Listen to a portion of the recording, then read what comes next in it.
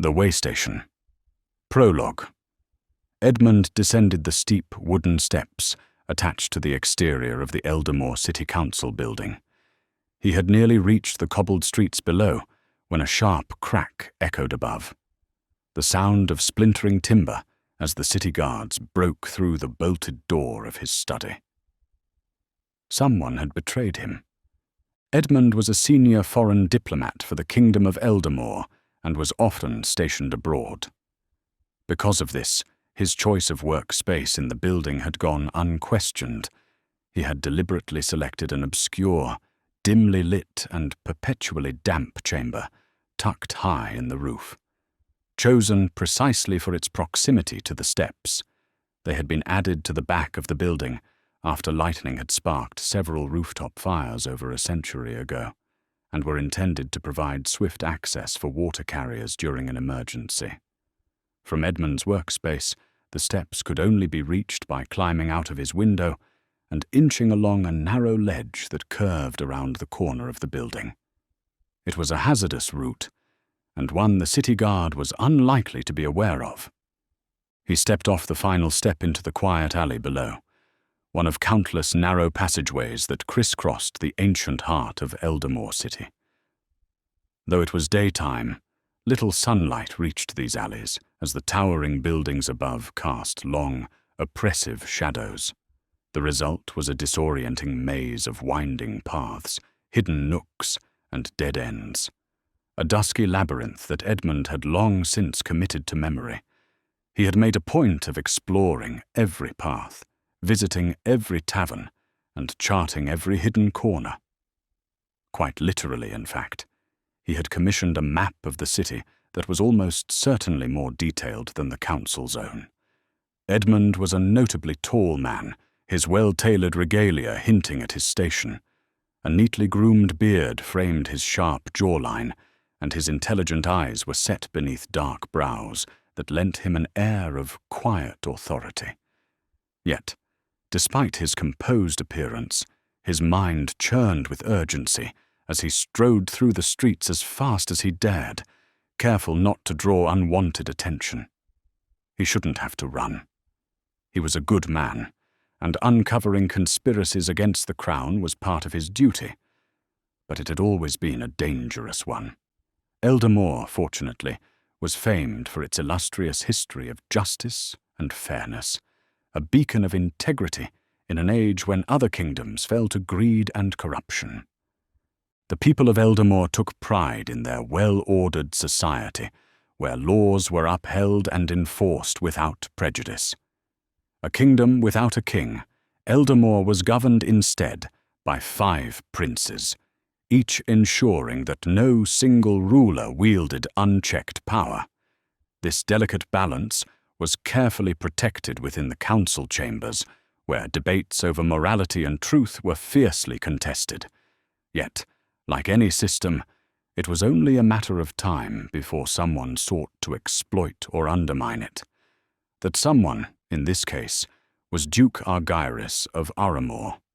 Having likely uncovered Edmund's investigation, the Duke had retaliated by bringing false charges against him. Edmund was not overly troubled by his attempted arrest at the hands of the city guards.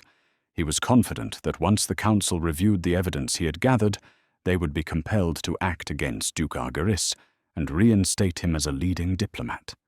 He planned to pass the documents he now carried to another member of the Silver Talons, a covert network sworn to protect the rights of Eldermoor's citizens, so they could complete his work. But Edmund's first priority was his son, Eldric. He needed to find him and get him to the city port. Eldermoor was a just kingdom, but justice could be slow, and Edmund had no intention of spending that time rotting in a cell on fabricated charges. More importantly, he couldn't risk leaving Eldric behind, exposed to the Duke's wrath in his absence. Thankfully, Eldric was spending this particular day practicing his oratory skills with Sir Gareth Hawke, a distinguished lawyer, at Hawke Manor on the outskirts of the city. Eldric aspired to join the Hall of Justice as a junior counsel when he turned 21 later that year, though he worried his public speaking skills might not be strong enough. Embarrassed by this perceived shortcoming, he had insisted that his practice sessions remain a secret. Edmund reached Hawk Manor by the quickest route, avoiding any encounters with the city guards, and growing increasingly confident that he could leave Eldermoor unchallenged. In a side courtyard, he found Sir Gareth guiding Eldric through a speech, adjusting his son's posture with precision. Eldric's slender frame, blonde hair, and delicate, refined features bore an unmistakable resemblance to his mother, a likeness that often pained Edmund, though he kept such feelings to himself.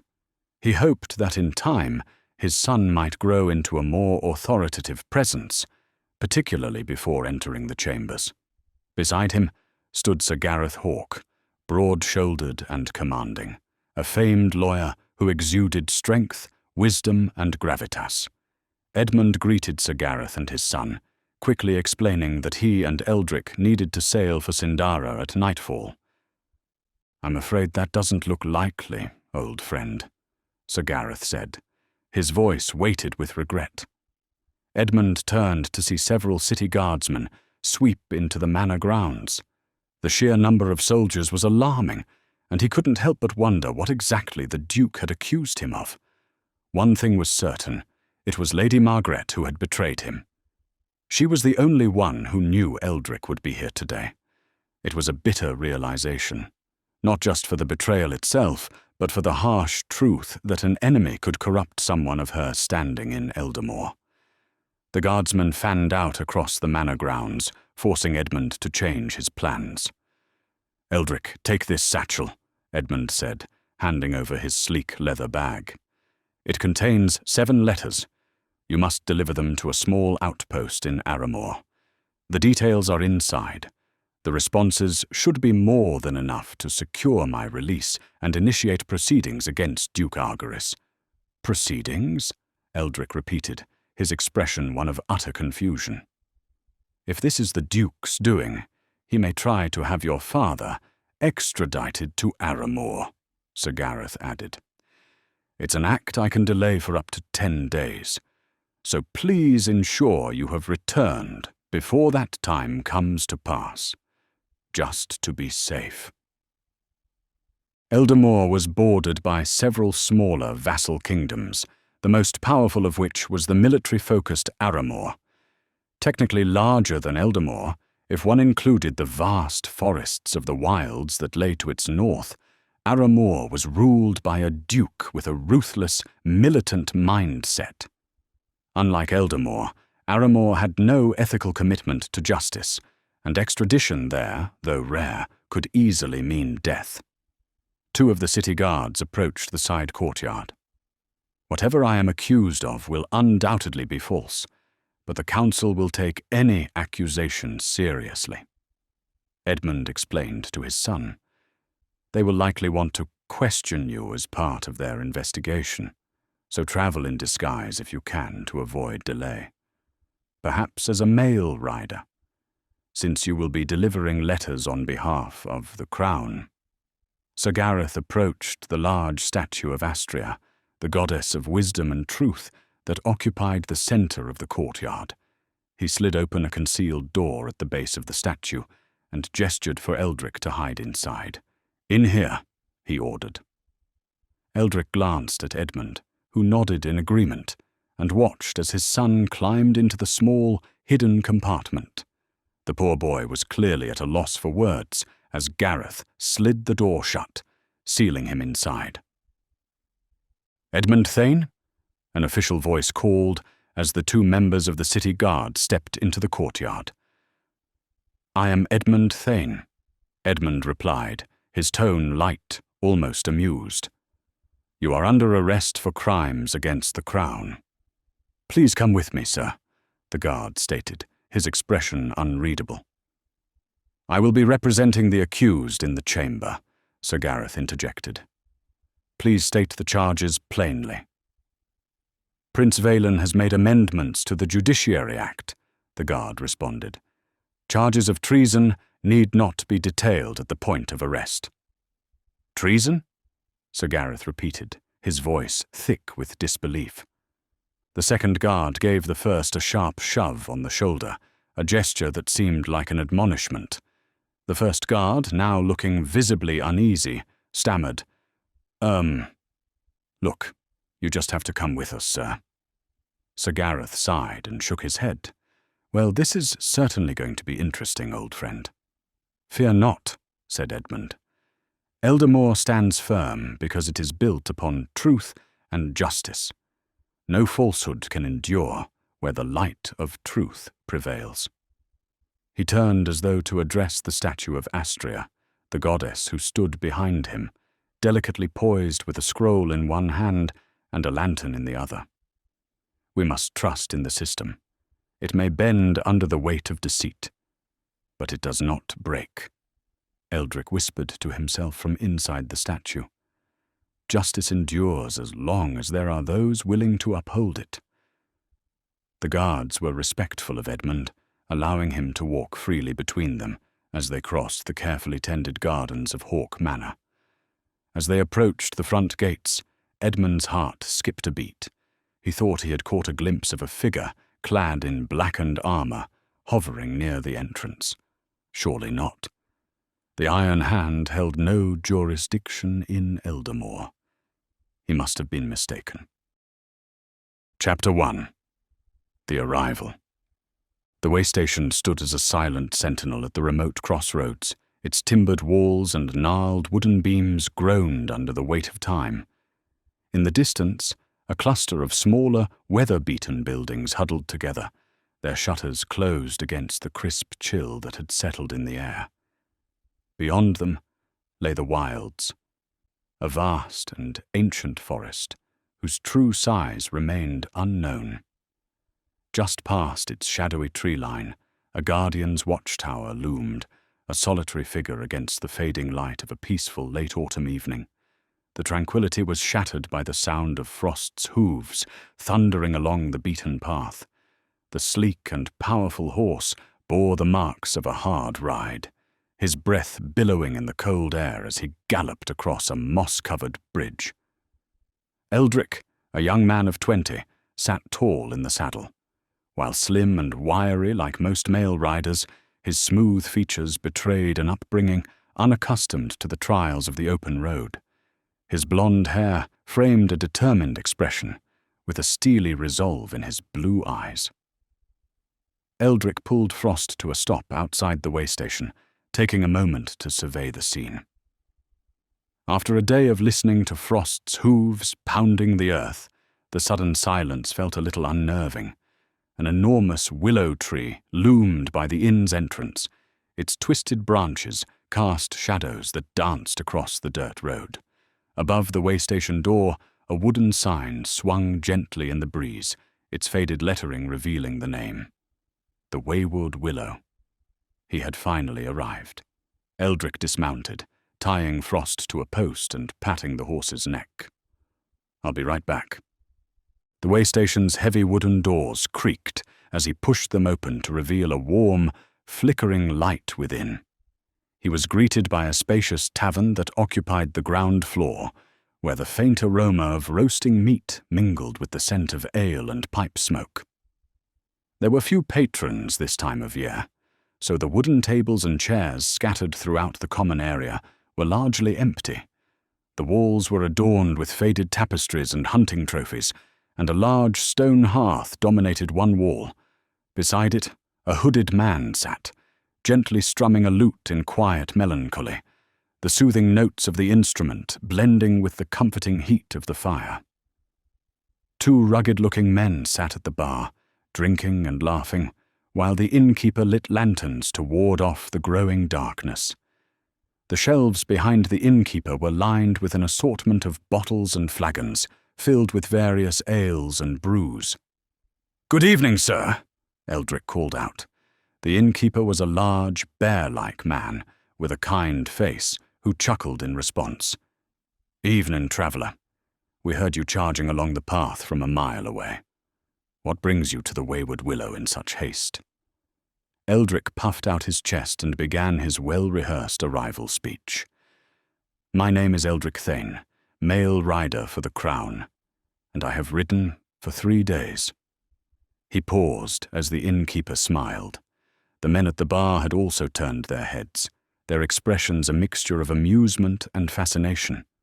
Eldric's palms grew clammy, and his mind scrambled to recall the rest of his practiced lines, but his voice faltered. Is there something you find amusing?" Eldric ended up asking them. "Just never heard a male rider quite so well spoken," the innkeeper replied. "Well, perhaps the kingdom has raised its standards for who gets to represent the crown," Eldric snapped. Immediately regret washed over him. Sir Gareth often reminded him that letting emotions disrupt his thoughts was a weakness. Eldric exhaled slowly, silently berating himself for losing composure so easily. The innkeeper remained unperturbed as he finished lighting another lantern. "No offense intended, young master. Gregor's the name. I own this establishment. Now, what have you come to deliver?" Eldric remained standing in the doorway, straightening up as though to persist with his grand announcement. But as his gaze swept over the puzzled faces of the men before him, he hesitated. This was not the refined setting of an Eldermoor council chamber. It was a remote outpost in Arramoor, where formality held little sway. A more down-to-earth approach was clearly required, so he stepped away from pretense and approached the bar instead. "I have 7 letters that must be delivered urgently," Eldric explained. "Each requires a signed and sealed response. This is very urgent." "Yes, you mentioned that," Gregor said, amusement lingering in his tone. "And you are to help me," Eldric declared, passing him a scroll. Surprised, Gregor pulled out a thin pair of glasses and unrolled the parchment, his demeanor stiffening as he read. "Official declaration. By the authority vested in me by the crown, I hereby invoke the law of the realm. Whosoever receives this writ is bound by duty and honor to provide assistance in the delivery of the royal mail. This decree is enacted to ensure the safe and timely conveyance of letters bearing the royal seal, which must be honored without delay. It was signed and sealed by the Lord Chancellor." Gregor removed his glasses and glared at Eldric. "Come here to command my service, have you?" Eldric nodded, noting how much he had to crane his neck to look up at Gregor. The innkeeper was not a man accustomed to taking orders. Eldric adjusted his tone. "I'll cover my own room and board, and I'll pay extra for your assistance. I just need help finding the recipients for my letters and someone to tend to my horse." Gregor's expression softened at Eldric's sincerity, and he sighed. "As you wish. I'll be here just after sunup. We can share the morning meal, and I'll see how helpful I can be." Eldric shook his head. I must find them right away." Gregor's irritation was pricked once more, and so Eldric quickly added, "If you could just point me in the right direction tonight, I'll happily meet you here at sunup tomorrow." He produced a handful of silver coins. The raised eyebrows of both Gregor and the men at the bar suggested it was more than was required, and the earlier tensions seemed to dissipate, the law's shadow so easily outshone by the gleam of 9 silver talons. "Could you find a stable for my horse while I search for—" Eldric picked out an envelope from his satchel. It was made of sturdy, high-quality parchment and sealed with a deep crimson wax that bore the intricate designs of the royal insignia. "Mr. Alaric Silverleaf, an alchemist, I believe." "Well, that's easy enough," said Gregor. "He's currently staying upstairs, has been for months, rents all 5 rooms on the top floor." "Excellent." "Thank you," Eldric said, returning the letter to his satchel. "Just be careful, mind," Gregor added. "Alaric is a bit—" Before Gregor could finish his thought, one of the men at the bar chimed in, "Mad as a mage on a full moon." Gregor shot the man a warning look and then turned back to Eldric. "Use a soft tone and don't rush him. He's a bit temperamental. Doesn't come down much, see? and is often difficult to deal with when he does. Eldric nodded. Up those stairs. Gregor pointed to the narrower of the two staircases at the back of the tavern. Right to the top. Wasting no time, Eldric set off up the creaking steps, twice bumping his head on the low ceiling as he climbed. The sound of the tavern faded behind him, and he soon realized there were no exits for the middle floors. The staircase led him directly to the top, where he emerged into a narrow hallway. 3 doors led off from the right-hand side. He knocked on the first door and called out, "Mr. Alaric Silverleaf?" But there was no response. After calling out twice more, Eldric noticed the second door was slightly ajar. Entering uninvited wasn't technically breaking the law, but it certainly felt like a breach of respect, something he always prided himself on upholding. Yet, as the urgency of his mission pressed on his mind, Eldric reasoned that his duty to his father and the crown must take precedence. Gritting his teeth against his unease, Eldric pushed the door open and cautiously entered the room. The dim light from a few flickering candles struggled to penetrate the darkness. Strange jars filled with colorful liquids and scattered ingredients were spread haphazardly across tables and shelves, and the air was thick with the scent of herbs and chemicals. A large creak from the room to his left startled Eldric. He picked up a nearby candle, the dim light slowly revealing a hole in the chamber's wall, large enough for a man to fit through. It appeared as though the alchemist had knocked holes in the walls to join the separate rooms together, creating a large, interconnected workspace. Eldric wondered if Gregor was aware of this as he moved carefully through the opening into the next room. The air grew noticeably cold, and the sound of heavy breathing emerged from a dark corner. "Mr. Silverleaf, is that you?" Eldric called out, as the flickering flame illuminated the space. An unusually tall and muscular man emerged into the light, standing with his back to Eldric. He wore rags that hung loosely from his imposing frame, and was swaying as he faced the walls in the corner of the room, as though caught in a trance. The man seemed to sense Eldric's presence, and turned slowly to face him. Eldric's blood ran cold. The man's eyes were glazed and lifeless, his mouth slack and ajar. He had several tattoos that twisted and spiraled around his eyes and forehead. Other markings resembling ancient runes had been burned into the skin of his arms, chest and neck, leaving dark, raised scars against his deathly pale flesh. In some areas, his skin appeared to be rotting, with patches of decaying tissue exuding a sickly odor. Eldric stumbled backwards in fright, dropping his candle, which extinguished with a sizzle, plunging the room into almost pitch blackness. The man let out a strained, guttural groan and stumbled forward, hands outstretched. Eldric scrambled to his feet and turned to run, but found himself disoriented and lost in the dark, cluttered space, suddenly blocked by the approaching figure. The man's ghastly face loomed closer, and the stench of decay became overwhelming. Eldric fumbled for his dagger as the man's rotting hands loomed forward, about to grasp him. He braced for the worst, when a brilliant flash of blue light illuminated the room. Chapter 2. The Alchemist. The tall, tattooed man was hurled backwards, tumbling to the floor, where he lay face down, completely still. The resulting silence was broken only by the crackle of energy dissipating in the air. "Apologies," said a squeaky voice. Alaric Silverleaf whirled around the space, flicking his wrist to ignite several large candles. Each flame burst to life with a soft puff of blue light, bathing the room in a surreal, bluish glow. "Apologies.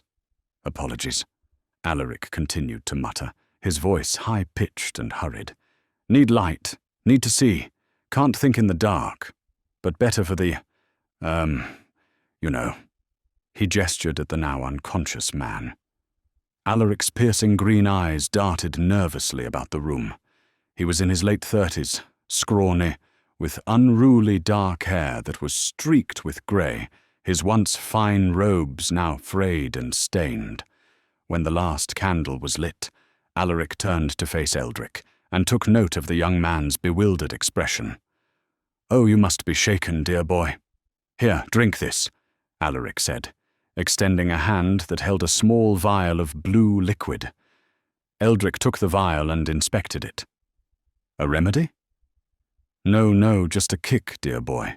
Energy, you know, to regain your zip, zap, zoo," Alaric said, as he crossed the room to inspect the unconscious man.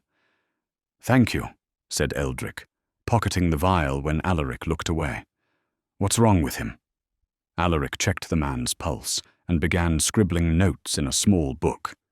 Eldric was about to repeat his question when, without looking up, Alaric demanded, "Why are you in my room? I pay good money not to be disturbed." "You are Alaric Silverleaf?" Yes, Alaric nodded. "My name is Eldric Thane. I am a mail rider from Eldermoor." Eldric checked he was holding the right envelope, and then offered it to the alchemist. "This is for you." Alaric's head snapped up, his eyes narrowing as he eyed the letter with suspicion. "But how did you find me?" I'm just a mail rider. I get a name and a location, that's all," Eldric said, concerned by the growing panic in Alaric's eyes. Alaric stared at Eldric for several moments before snatching the letter from him. His mouth twitched as he inspected the royal seal. After what felt like a long time, the alchemist appeared satisfied with its legitimacy. He opened the envelope and unfolded the parchment. As he read, an expression of dread emerged on his face. Having finished reading, he dropped the letter and stared straight ahead in a stunned silence. He then strode dramatically from the room. Eldric quickly picked up the fallen parchment and read, "To Master Alaric Silverleaf, I trust this missive finds you in good health and spirits. It is with utmost urgency and secrecy that I write to you, for the matters at hand concern not only the well-being of our kingdom, but also the preservation of the natural order. You are hereby requested to lend your expertise and wisdom in investigating and counteracting certain nefarious activities believed to be conducted by Duke Argyris. His unrelenting pursuit of forbidden knowledge and manipulation of arcane forces have the potential to threaten the stability of our lands. Your discretion and immediate attention to this matter are paramount. I request that you confirm whether you have observed, firsthand, any such activities or encountered any individuals who may be complicit in the Duke's schemes. Your observations and insights will be invaluable in our efforts to address this threat. With the highest regards and trust, Lady Isabel Highmore, Senior Advisor to the Crown." Eldric hurried after the alchemist, finding him pacing the next room. "It doesn't sound as though you need to provide specifics, Mr. Silverleaf, if that is what troubles you." Alaric's pacing quickened. He ran frantic fingers through his disheveled hair. "You don't understand. Creatures, horrible things. They shouldn't exist. But now they do. My fault. My fault." "You mean creatures like—" Eldric pointed in the direction of the unconscious tattooed man in the previous room. The alchemist shook his head vehemently, wringing his hands in agitation. No, too dangerous. Can't talk. She's here." His voice dropped to a whisper. "She's here." Alaric's eyes darted wildly as he fumbled through his robes, pulling out another small vial, this one filled with a murky green liquid. "Have to calm down. Must calm down," he muttered, swallowing the contents in a single gulp. Eldric decided it best to wait for the presumed relaxant to take effect before asking who she was. He turned the alchemist's letter over and placed it on a nearby desk. He then took out a finely crafted quill. "I'll need you to sign confirmation of the letter, preferably along with your suspicions, and then I'll reseal it in front of you, okay?" Alaric nodded, but his movements had become sluggish, his breathing labored. Eldric continued, "A simple statement that you believe the Duke has indeed engaged with." His voice trailed off as he watched Alaric collapse into a chair. The alchemist's speech became slurred. Can't respond right now.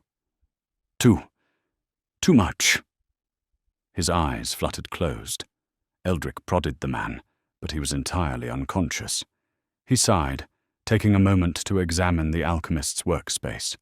Notes and sketches were scattered across the tables and walls. One drawing depicted a creature with multiple limbs and eyes. Another set of notes described a formula for an unknown potion, with several failed attempts seemingly scribbled in the margins. He briefly examined the tattooed man, who remained unmoving and face down on the floor. Was he dead? Was he dead before Alaric had stunned him? Eldric felt the urge to turn the man over, but decided against it.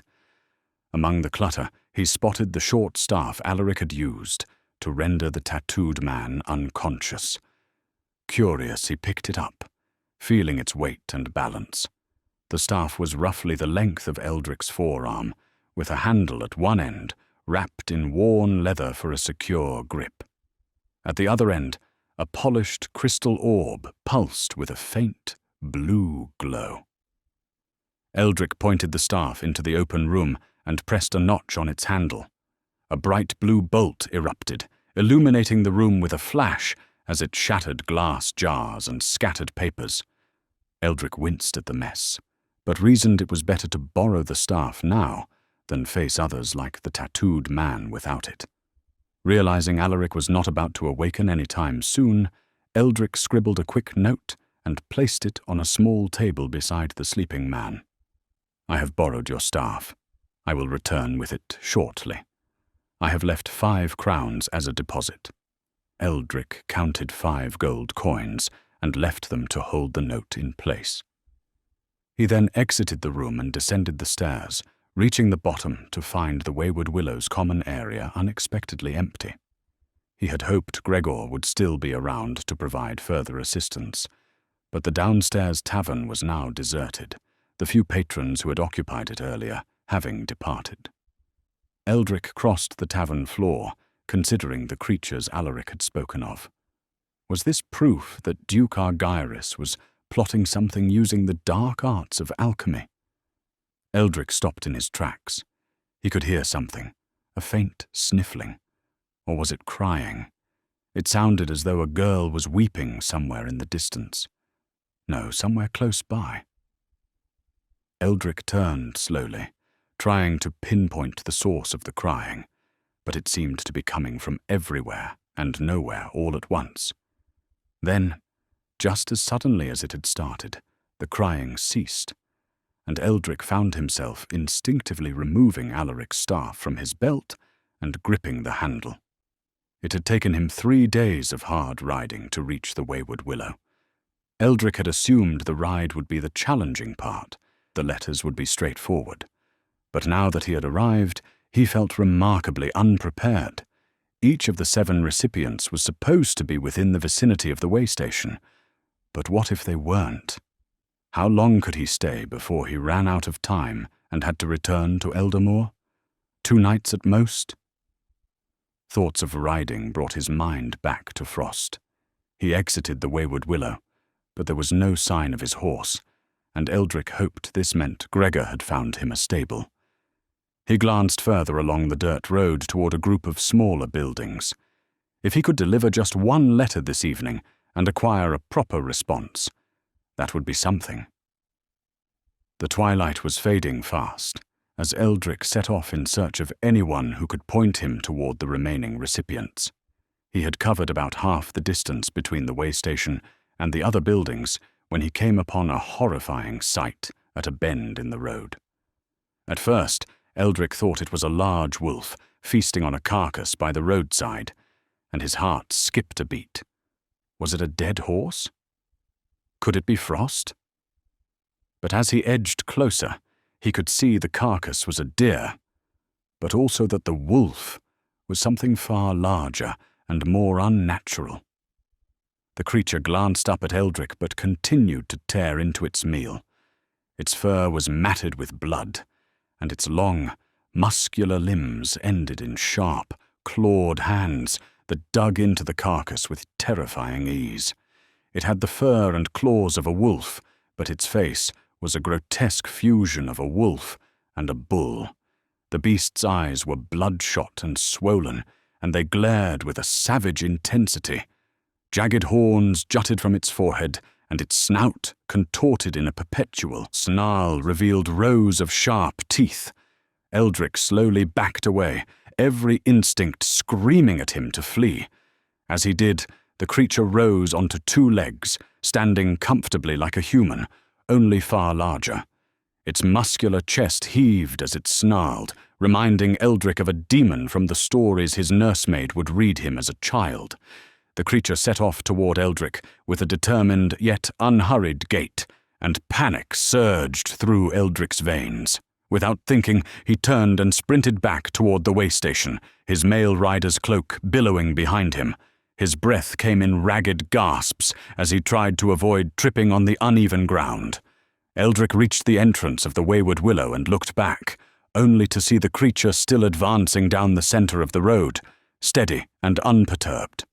He pushed through the heavy doors in desperate hope that Gregor had returned to the tavern, but the Wayward Willow remained deserted. Eldric's mind raced. Alaric was no doubt still unconscious on the top floor, and so Eldric headed for the second staircase, hoping this one would lead to a different set of rooms that might afford safety. Eldric climbed several steps, and then crouched, peering back at the way station entrance. He maintained a tight grip on Alaric's staff as he wondered if he was losing his mind. After several moments of silence, he hoped that the thing had indeed not existed. A mere figment of his imagination at a time when he was under great stress. But before he could finish the thought, the inn doors were pushed open, and there it was, the terrifying creature bending its neck to fit inside the building. It walked slowly across the tavern floor, sniffing the air through its grotesque, bull-like nostrils. Eldric gasped and turned, moving as quickly and quietly as he could up the stairs. On the floor above, he found a narrow corridor lined with 6 doors on either side. Eldric rapped quietly on the first door and tried the handle, but it was locked. He moved to the next, trying the handle of each door in turn, and knocking as loudly as he dared, but none would open, and no one answered. He paused, listening to the sound of heavy footsteps that had begun to echo up the stairs from which he had come, each menacing thud louder than the next. Finally, one of the doors toward the end of the corridor opened as Eldric turned its handle. He ducked inside, closing the door as quietly as he could behind him. He glanced into the room and felt another jolt of shock. A woman was standing in the middle of the cramped chamber. She was at least twice Eldric's age and had sharp, refined features with long red hair flowing behind her back. She wore a jade-colored silk nightgown that clung to her slender form. Her striking looks made him momentarily forget a possible demon was in pursuit, until the floorboards creaked in the corridor behind him, and he frantically gestured for the woman to remain quiet. Eldric unsheathed his dagger with his right hand and gripped Alaric's staff tightly in his left. Both hands trembled as he backed up from the door, preparing to do what he could should the beast enter, all the while praying that it wouldn't. Chapter 3. The Nobleman. The red-haired woman glided past Eldric without making a sound. Her scent, a subtle blend of jasmine and lavender, momentarily distracted him, and Eldric only snapped back to attention when he thought she was about to open the door. Instead, she pressed her ear to the timber, listening intently. The sound of heavy footsteps thudded along the corridor before stopping just outside. Eldric held his breath while the woman listened, her brow furrowed. The creature sniffed the air, and Eldric wondered how something of such size could even fit in the corridor. After several moments, the beast suddenly sneezed, a thunderous, bone-rattling sneeze, before moving on. Slow, steady thuds returned along the corridor, before fading down the stairs. Eldric exhaled, and the woman, seemingly untroubled, moved away from the door.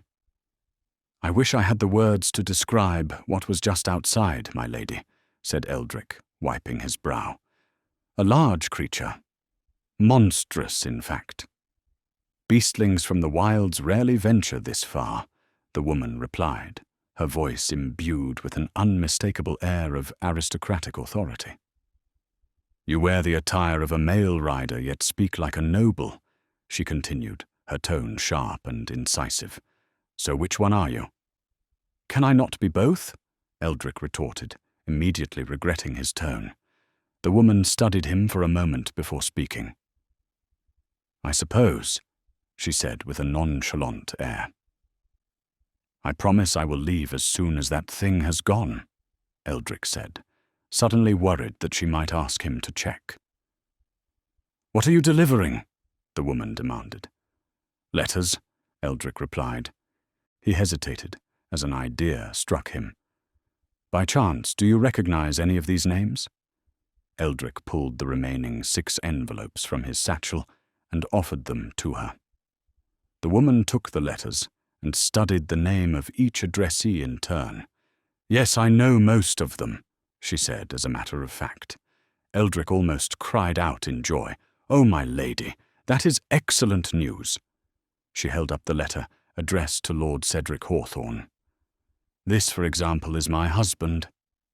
Eldric was thrilled.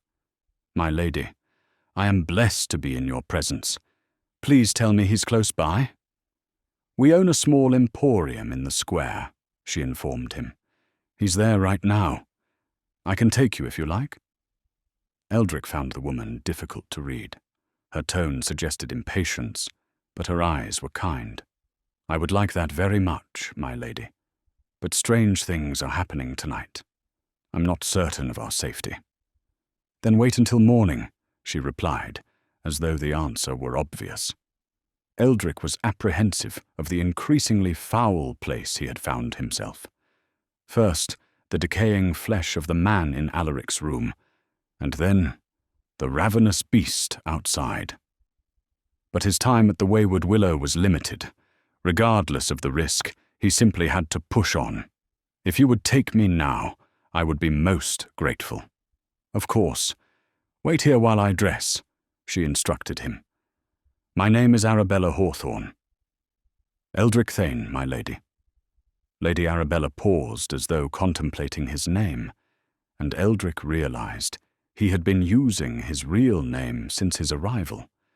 A regretful lapse of judgment and something he hadn't intended to do. He would have fretted longer, but was distracted once more by Arabella, who casually began to undress.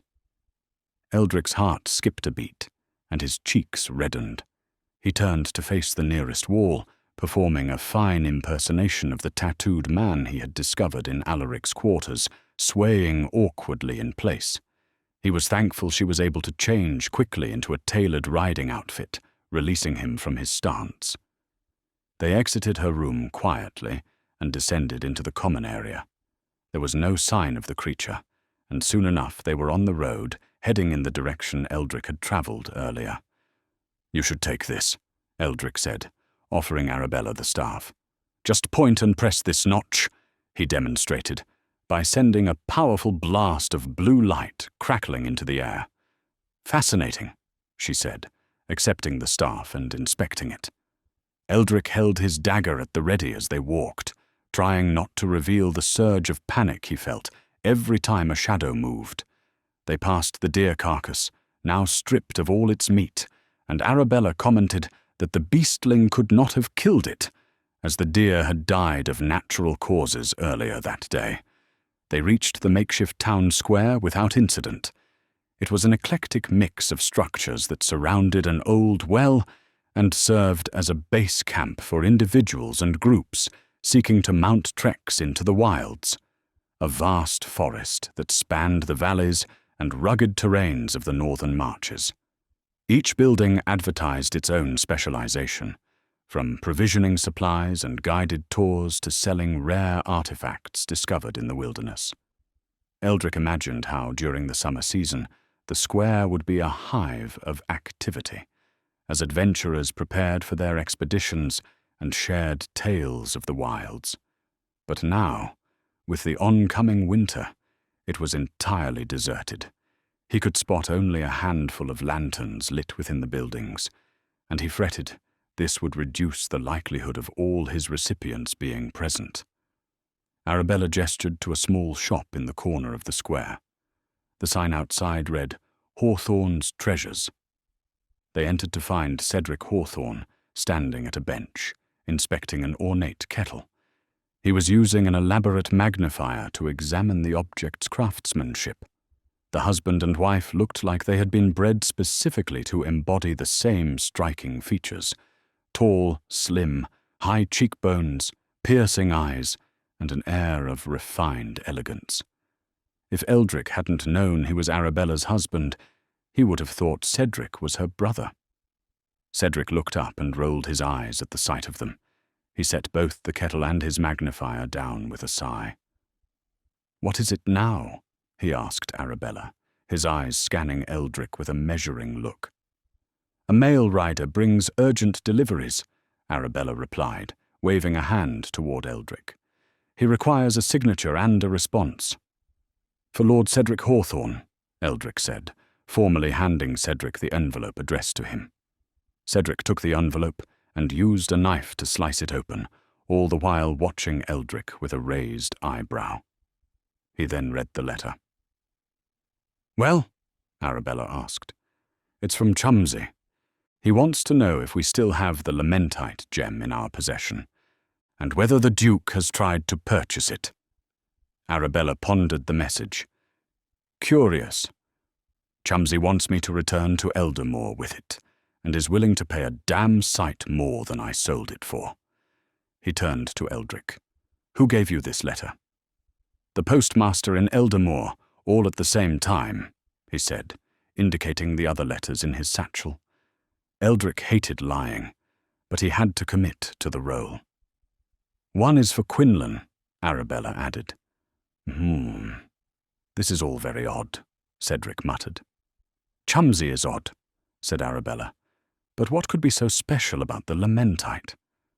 It was an unusual gem, but nothing all that extraordinary, and fetched what I thought was a princely sum from—" Cedric paused and returned his accusing eyes to Eldric. "Mail rider, are you? What's the name of the Eldermoor postmaster?" "Postmaster Roderick Fletcher. He took over from Postmaster Wilfred Hale in the spring, my lord." Eldric had those names memorized. "And your name?" Cedric continued. "Eldric Thane." It was too late to change it now. "Eldric Thane," Cedric repeated, mulling the words over. "My father was a scholar at the University of Eldermoor," Eldric explained. "He dedicated his life to studying ancient texts from the Wylds, but he passed away when I was young. I use the access afforded to mail riders to see more of the world. I hope to one day continue his research." Cedric frowned. It was true, mail riders were granted official rights of travel, beyond everyday citizens, under the Crown's protection, and his story might explain why a mail rider could articulate himself with such eloquence. Cedric would no doubt verify what Eldric had said, but only after returning to Eldermoor, by which time Eldric would have long since completed, or failed, his mission. Cedric turned to Arabella. "There's an angle at play here I can't see." When Arabella didn't respond, Cedric turned back to Eldric. "Do you have anything more for me?" Eldric was confused. "You mean a second letter?" Arabella laughed. "My husband doesn't like to part with anything for free," she explained, "even to his dearest friends." "What's that?" Cedric had noticed the staff in Arabella's hands. "A quite remarkable invention, used to incapacitate," she said, whirling the staff like a saber. "I'll take it in return for my answer and signature," Cedric spoke, as though it were a done deal, his hand outstretched in expectation. "I'm afraid it's not mine to give, my lord. It belongs to Alaric Silverleaf. I'm only borrowing it due to the creatures I've seen tonight," Eldric informed him. "Strays from the Wylds," Arabella quickly added, handing the staff to Cedric. Eldric had the impression Arabella did not want him to speak more of the creature. Cedric examined the staff, clearly impressed. "That Silverleaf is something else, indeed." Arabella, tired of the dance, turned to Eldric. "My husband sold the Lamentite gem to Quinlan Shadowmere around midsummer, and since Quinlan is also on your list, you can ask him on behalf of dear Chumsey where it is now." "Spoil sport," Cedric called out. He then sighed. "Very well, let me put that in writing." He scribbled on the back of his letter. "No contact from Duke Argyris, but no Lamentite gem to send home, I'm afraid. Sold it to Quinlan Shadowmere." He signed the letter and returned it to Eldric, who used a nearby candle to heat the wax and reaffix the royal seal. "How about you let me open Quinlan's letter?" Cedric asked, "and any others in that satchel of yours. I will reseal them perfectly, I assure you." He swept his hand toward the many treasures and antiques scattered around his emporium. "Take a look around. You can have any item you wish in return." Eldric fidgeted. Tampering with the sanctity of private correspondence was an unthinkable act. Eldermoor mail riders were symbols of trust and integrity, the lifeblood of the realm's communications. To betray that trust would be to unravel the very foundation of his duty. Of course, Eldric had no such duty because he wasn't a real mail rider. But Lord Cedric didn't know that. "My apologies, my lord," he said, his voice firm despite his unease. "Such an act would be dishonorable." "Fascinating." Cedric leaned forward, studying Eldric. "Every item in this shop is worth more than you could hope to earn in 10 years. And you didn't even look." He handed Eldric the staff. "You are no ordinary mail raider, Eldric Thane." His emphasis on Eldric's name made it sound as though he thought it was a pseudonym. Eldric held Cedric's stare but had no response. Arabella intervened. "I suggest you visit Finch Briar, the current Gamekeeper, next. He lives in the Guardian's watchtower, which is easy enough to find. You'll see it from the road. He also works closely with Quinlan, who is less easy to find. And if you run into trouble," she smiled at Eldric, "you know where to find me." Eldric felt his cheeks flush red again, and he quickly bowed his head. "Thank you, my lady, and you, my lord." He then turned to leave. "Eldric," Cedric called after him. Eldric paused in the doorway. "Should you need further information, I'm always open to trade," he remarked, before returning to his ornate kettle. Eldric nodded and exited back into the square. He wrapped his cloak tightly around him as the temperature dropped with the arrival of night. His thoughts drifted to his real father, a senior diplomat who had entrusted him with the letters he now carried moments before his arrest. Eldric had felt helpless, hidden within a statue, as the Eldermoor city guards had taken his father away. Eldric aspired to one day become a lawyer of great renown, like his father's friend, Sir Gareth Hawke. Yet, on his first real-world assignment, he had already stumbled. He had failed to persuade the Alchemist to respond to the letter, and the Hawthorns, perceptive as they were, clearly knew he was lying to some extent. His father's world was filled with people like Cedric Hawthorne, alert, sharp, cynical, questioning, and always bartering. If Cedric had been loyal to Duke Argyris, his suspicions alone would have likely led him to refuse the letter outright. Still, perhaps this left Eldric with the possibility of returning to the Hawthorns should the need arise.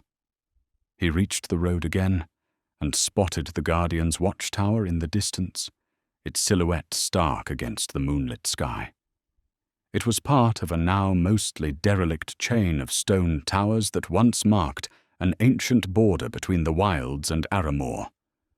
Once upon a time, the Wylds had been a dangerous place, but it was now largely an area of intrigue and adventure. Yet, as he stepped into the tree line, and darkness closed in around him, he found himself wishing Frost, or even Arabella, were there to keep him company. Chapter 4. The Gamekeeper. Eldric tread carefully over the thick roots of the ashenwood trees. He was on the very fringe of the Wylds, a place of great excitement for those in search of ancient creatures, known commonly as sylphlings, although his experiences so far that evening had primed him to see danger in every shadow. With both staff and dagger at the ready, every hoot of an owl or creak of a branch sent his heart racing. Thankfully, the ashenwood trees had long shed their leaves, their skeletal branches offering little obstruction to the watchtower, which remained visible under the bright, silvery glow of the moon as Eldric approached.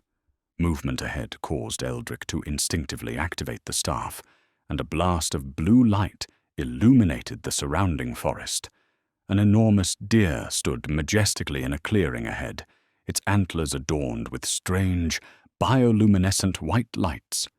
It stared at Eldric between the trees with an almost otherworldly calmness, and he stared back, captivated, until the blue light faded. He activated the staff again, casting more light into the forest, but the deer had vanished. Eldric sighed, wishing he were visiting this enchanted place under different circumstances. Just as he was beginning to tire, Eldric emerged into a clearing and found himself standing before the imposing watchtower. Vines had claimed much of its exterior, weaving through cracks and clinging to the old stones. The watchtowers that still stood were primarily used by gamekeepers and researchers, and Eldric hoped that this one was the temporary home of Finch Briar, and not, as a terrifying thought occurred to him, part of a trap set by Arabella. Eldric peered up at the top of the tower, where a hole in the stone wall betrayed the distant flickering of a flame, indicating someone was up there. He looked around. Trap or no trap, it was the only lead he had. He called out, "Hello up there. I'm seeking Finch Briar. I carry a letter from Eldermoor for him." Silence. There was a single door at the base of the tower. Eldric decided to call up again, before testing whether the door was locked. He collapsed his hands around his mouth and was about to call up when a man burst out from behind the door. Finch Briar's face was beaming. He was a handsome man in his 40s with a strong build. His hair was cut shorter than most, and his skin looked tanned from hours spent under the sun. He smiled at Eldric as though he were greeting an old friend. Finch had to catch his breath before speaking, presumably having raced down the steps contained within the tower walls. Come in, follow me," he said, waving excitedly for Eldric to follow. His clothes looked practical and well-suited for a gamekeeper, with a sturdy green-brown leather jacket covered in pockets and pouches. His trousers were made of durable dark wool, and he had a thick cloak mottled in shades of green and brown draped over his shoulders. Despite his rugged appearance, Finch had a gentle, almost childlike demeanor as he bounded back up the spiraling steps, with Eldric following behind, doing his best to keep up. The top of the tower was split into 2 levels, with living quarters at the bottom and professional quarters at the top.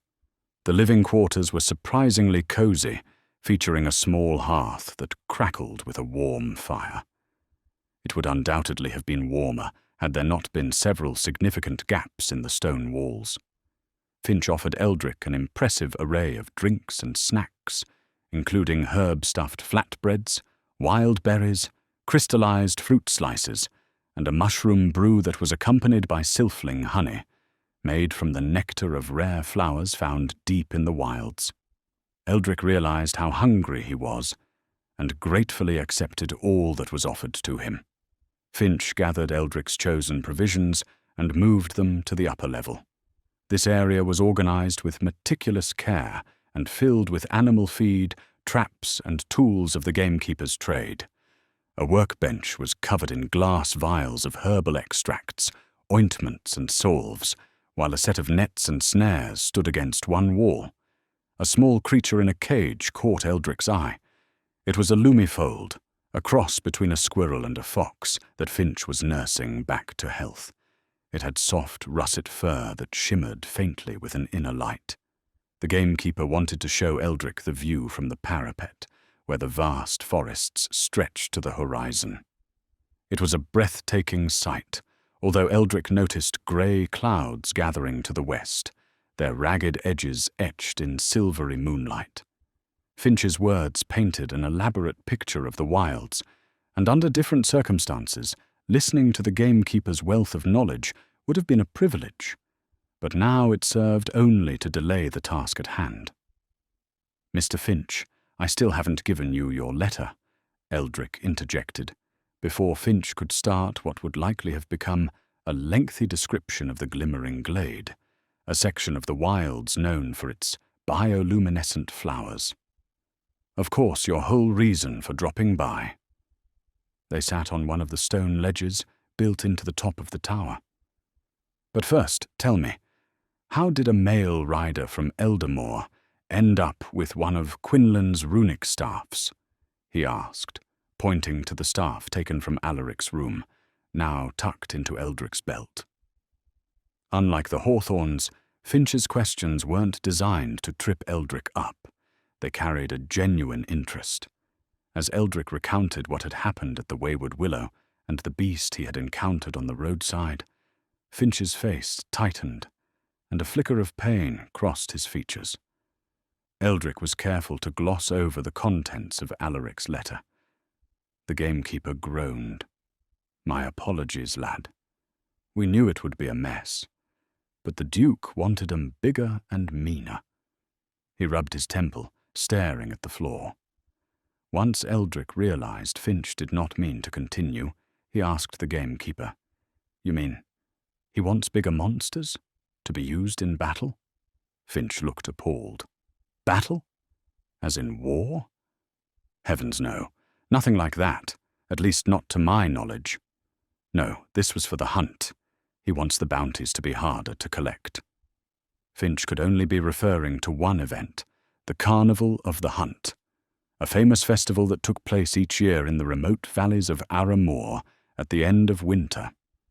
Most of the celebration was a grand affair, where guests wore masks and attended lavish balls. At the same time, a hunting competition would occur in the nearby woodlands, where monsters were hunted down and captured. The hunter who caught the most formidable beasts would be crowned champion of the hunt by the Duke himself. "The Carnival of the Hunt," Eldric clarified. "Aye," Finch said. "Most of the ancient beasts are gone now, and the sylphlings that remain are fairly harmless and easily caught by today's hunters. There's no thrill anymore. So the Duke turned to Silverleaf, Quinlan, and me to either find him something more deadly, perhaps deeper in the Wylds, or to, toughen up the creatures we already have. That beastling you met was Silverleaf's attempt to create a lycorn. Part wolf, part bull, part human. Heavens." Eldric digested the news.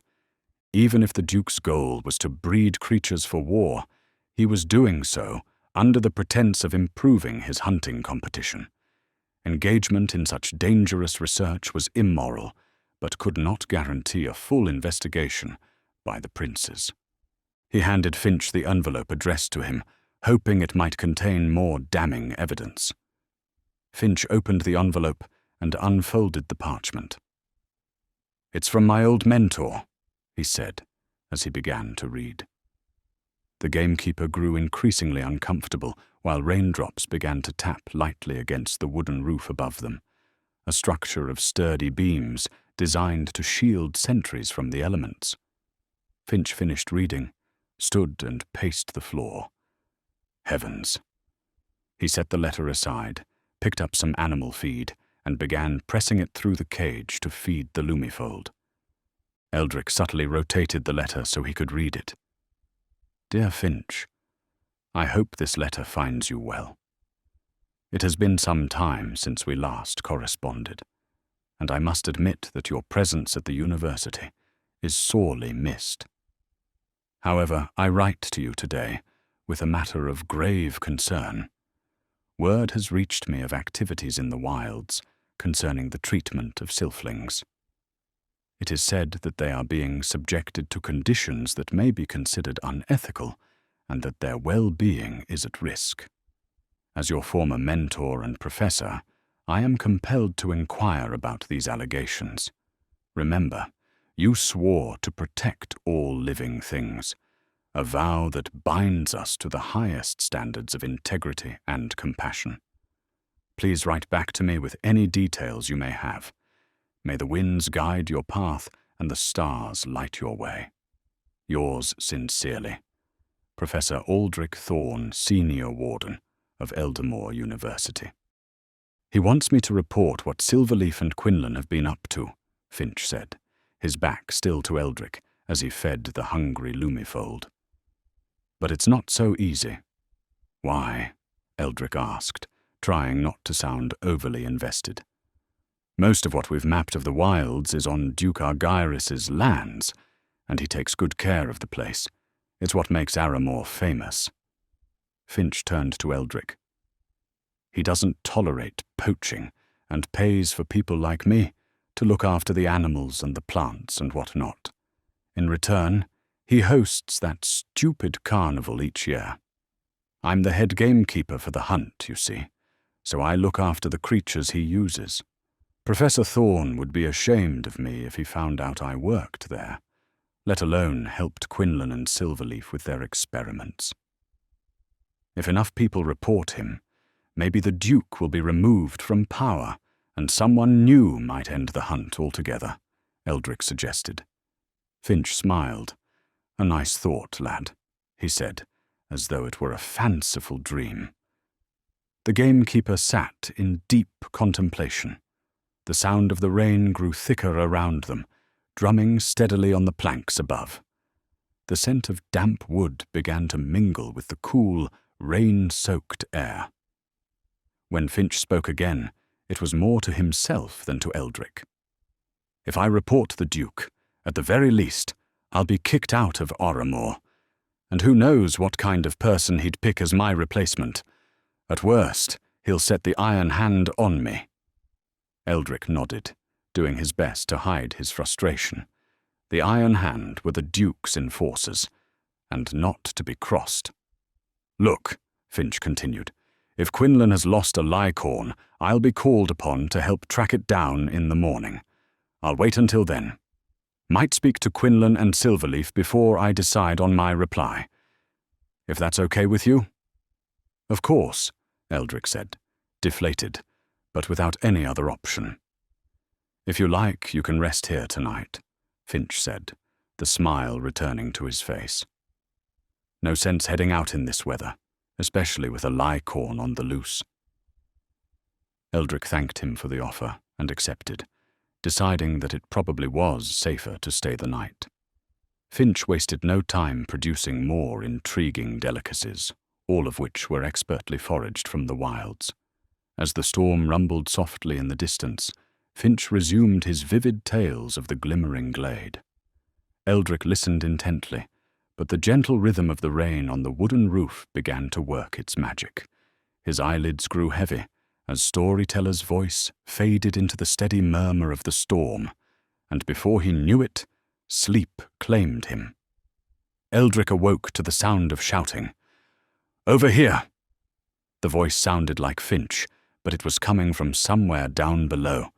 Eldric looked around. Finch had left the watchtower. He peered out from the tower's parapet. The sky was now clear, and the rising sun was peeking out over the horizon. Below, he could just about make out Finch, longbow in hand, backing up while shouting. "This way!" he called, loosing an arrow into the trees. Eldric seized his dagger and runic staff and descended the stairs as fast as he could, bursting out of the watchtower. He caught sight of Finch loosing another arrow.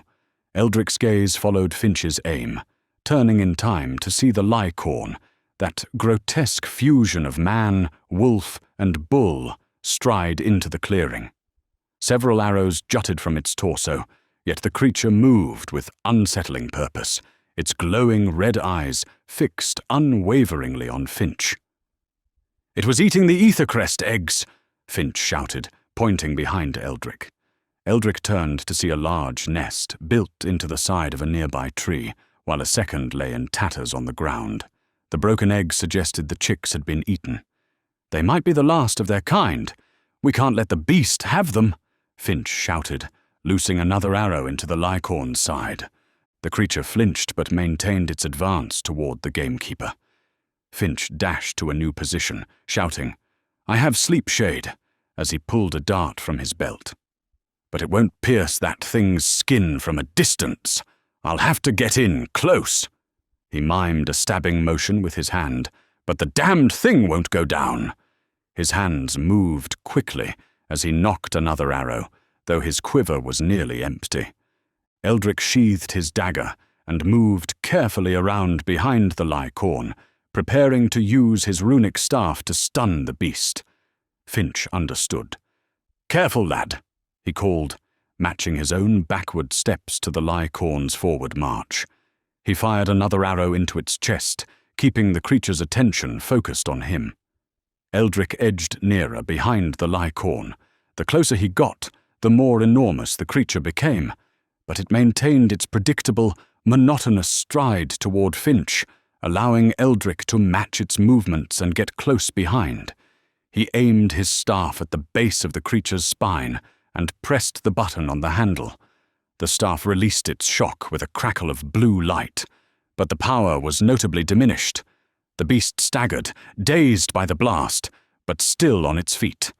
It then turned, quicker than expected, bringing Eldric within reach. "Run, lad!" Finch called out. But Eldric knew it was too late. He had only a moment before he would be in the beast's grip. Eldric lunged forward as the Lycorn raised its arms. Another pulse of energy hit the creature in the stomach. The staff's power was waning with every use, but it still packed enough power to cause the Lycorn to roar and fall forward to its knees. One of its clawed hands reached out and grabbed Eldric as it fell, cutting into his arm. The pain was excruciating as he felt the skin in his forearm rip open. An arrow flew past Eldric and struck the beast in its neck. Blood trickled from the wound, but the creature did not release its grip on Eldric's arm. Instead, it pulled him closer toward its snarling face, so close he could smell the beast's putrid breath. Eldric aimed the staff directly between the Lycorn's eyes and fired, but the staff's power was now almost gone. The beast groaned as even a low-powered blast seemed to sap some of its strength, but it still managed to lean forward, jaws open, preparing to bite into Eldric's arm. Eldric dropped the staff and quickly drew his dagger. With a swift, desperate motion, he stabbed the creature in the eye. The eye burst with a sickening squelch, spraying blood and vitreous fluid onto Eldric's face. The Lycorn howled in agony as Finch appeared behind it and stabbed his dart into the creature's back, causing its grip on Eldric's arm to loosen. Eldric rolled out of the way as the beast collapsed, face down in the dirt. "Well done, lad," Finch said, as he moved quickly to Eldric's side and began treating the gash in his arm. Finch reassured Eldric that the Lycorn would not awaken for a long time from the dosage of sleep shade he had administered. He helped Eldric back into the tower and used an ointment to numb his arm. He then stitched up the wound, something Eldric couldn't bring himself to watch, despite Finch proudly boasting of the number of animals he had stitched up over the years. Once Finch was satisfied with the bandage and sling he had secured around Eldric's arm, he sat back, staring at his hands for a long moment. "We can't have creatures like that running around," he muttered, his voice heavy with conviction. "It's just not right, is it? I mean, if we don't stop this now, who will? With a deep, resigned sigh, Finch turned back to the letter from his mentor. He scrawled his response on the back of the parchment, his quill trembling in his grasp. He confessed to venturing deep into the wilds in search of dangerous sylphlings. He also acknowledged the unethical experiments he had assisted with, including Silverleaf's chilling attempts to create creatures more monstrous and deadly than nature had intended. While he clarified that these efforts were framed as a way to enhance the carnival of the hunt, Finch's words carried an unmistakable gravity. Perhaps it was the lingering shock of the Lycorn's attack, but Eldermoor's legal minds would need only a heartbeat to make the same logical leap as Eldric had, that such creatures were weapons in waiting and could potentially be used in war. "It's the right thing to do," Eldric reassured him. "I hope so," Finch replied, though his voice lacked conviction. Finch signed his response, and Eldric sealed the envelope shut. Finch then watched as Eldric fiddled with the runic staff, pressing the handle that no longer produced any blasts of energy. "The rune needs replacing," Finch told him. "Quinlan has replacements if you want one, but he might prefer to take the staff back. They're expensive to make." Eldric used a desire to replace the rune stone as an excuse for setting off in search of Quinlan Shadowmere, without mentioning to the Gamekeeper he also had a letter for Quinlan. Finch drew a crude but legible map of the paths leading from the Wayward Willow to the quarry where Quinlan was currently testing his latest inventions. Eldric accepted it with gratitude, fully aware of the weight of Finch's testimony and the severe cost it might one day extract. As Eldric departed, the knowledge that the Lycorn was no longer a threat brought some comfort, but the gnawing anxiety of time slipping away remained. Chapter 5. The Inventor. Eldric headed back to the square and took a faint path leading east. The temperature was cold, but the sky remained clear, and he could feel his face starting to prickle under the rising sun. He soon realized he had underestimated the scale of Finch's map. The Gamekeeper probably walked distances like this daily, but Eldric's legs were starting to tire. He regretted not having looked for frost first. By midday, with great relief, Eldric found himself at the top of a ridge overlooking a vast quarry. Finch had told him it had been abandoned decades earlier, officially to prevent encroachment into the Wylds, but in reality, cheaper sources of minerals had been discovered to the south. In the distance below, Eldric saw a solitary man aiming a crossbow at one of the quarry walls. The man fired a bolt, which exploded upon impact, producing a crackle of blue light similar to that created by the runic staff. Eldric couldn't help but marvel at the ingenuity of the weapons he had encountered. The quarry was so vast, it seemed to take an eternity for him to descend the narrow path and finally make his way over to Quinlan Shadowmere. Quinlan was renowned in Eldermoor for his engineering feats, having designed the Eldermoor Bridge over the River Elwyth and the towers of Stormhaven, the Duke's home fortress. Why such an esteemed architect and inventor now found himself standing alone in a remote quarry was of genuine interest to Eldric. "You must be the male rider," Quinlan called out as Eldric approached. Quinlan was well into his 50s. His eyes were sharp and his voice clear, carrying with it the straightforwardness of a man who valued function over form. He was a learned man with no social pretensions, wearing a long, leather apron stained with oil and soot, his sleeves rolled up to his elbows. Eldric nodded. "Finch Briar told me I should look for you here," he explained, not asking how Quinlan had come to expect his arrival. "My name is Eldric Thane. I have urgent letters to be delivered." Eldric pulled the one addressed to Quinlan from his satchel and held it out. Quinlan finished loading another bolt into his crossbow before taking the envelope. "Here," he said, offering the crossbow to Eldric. "See if you can hit anything." Eldric indicated his injured arm. "I'm not sure I can." "It's light," designed to be fired single-handed if needed, Quinlan explained, waving the crossbow up and down with one arm to demonstrate its lightness. Intrigued, Eldric took the crossbow with his good hand and was surprised to find the contraption far lighter than any he had held before. 50 or so paces away, several cabbages had been placed on a low ridge in the quarry wall. Eldric took careful aim and fired, missing entirely, but the blast that hit the back wall was powerful enough to send the 2 nearest cabbages flying into the air. Meanwhile, Quinlan read the letter. His reaction gave little away, and after he finished reading, he gently folded the parchment. "Eldric Thane, you say?" Quinlan asked, his voice almost that of a commoner. "Yes," Eldric replied. Quinlan thought for a moment, but said nothing. He then peered up into the sky, shielding his eyes from the sun. Eldric followed his gaze. A flock of birds with enormous wingspans flew overhead, casting fleeting shadows across the quarry floor. The faint rush of their wings added a serene rhythm to the quiet sky. "Why did you become a male rider?" Quinlan asked, his attention returning to Eldric.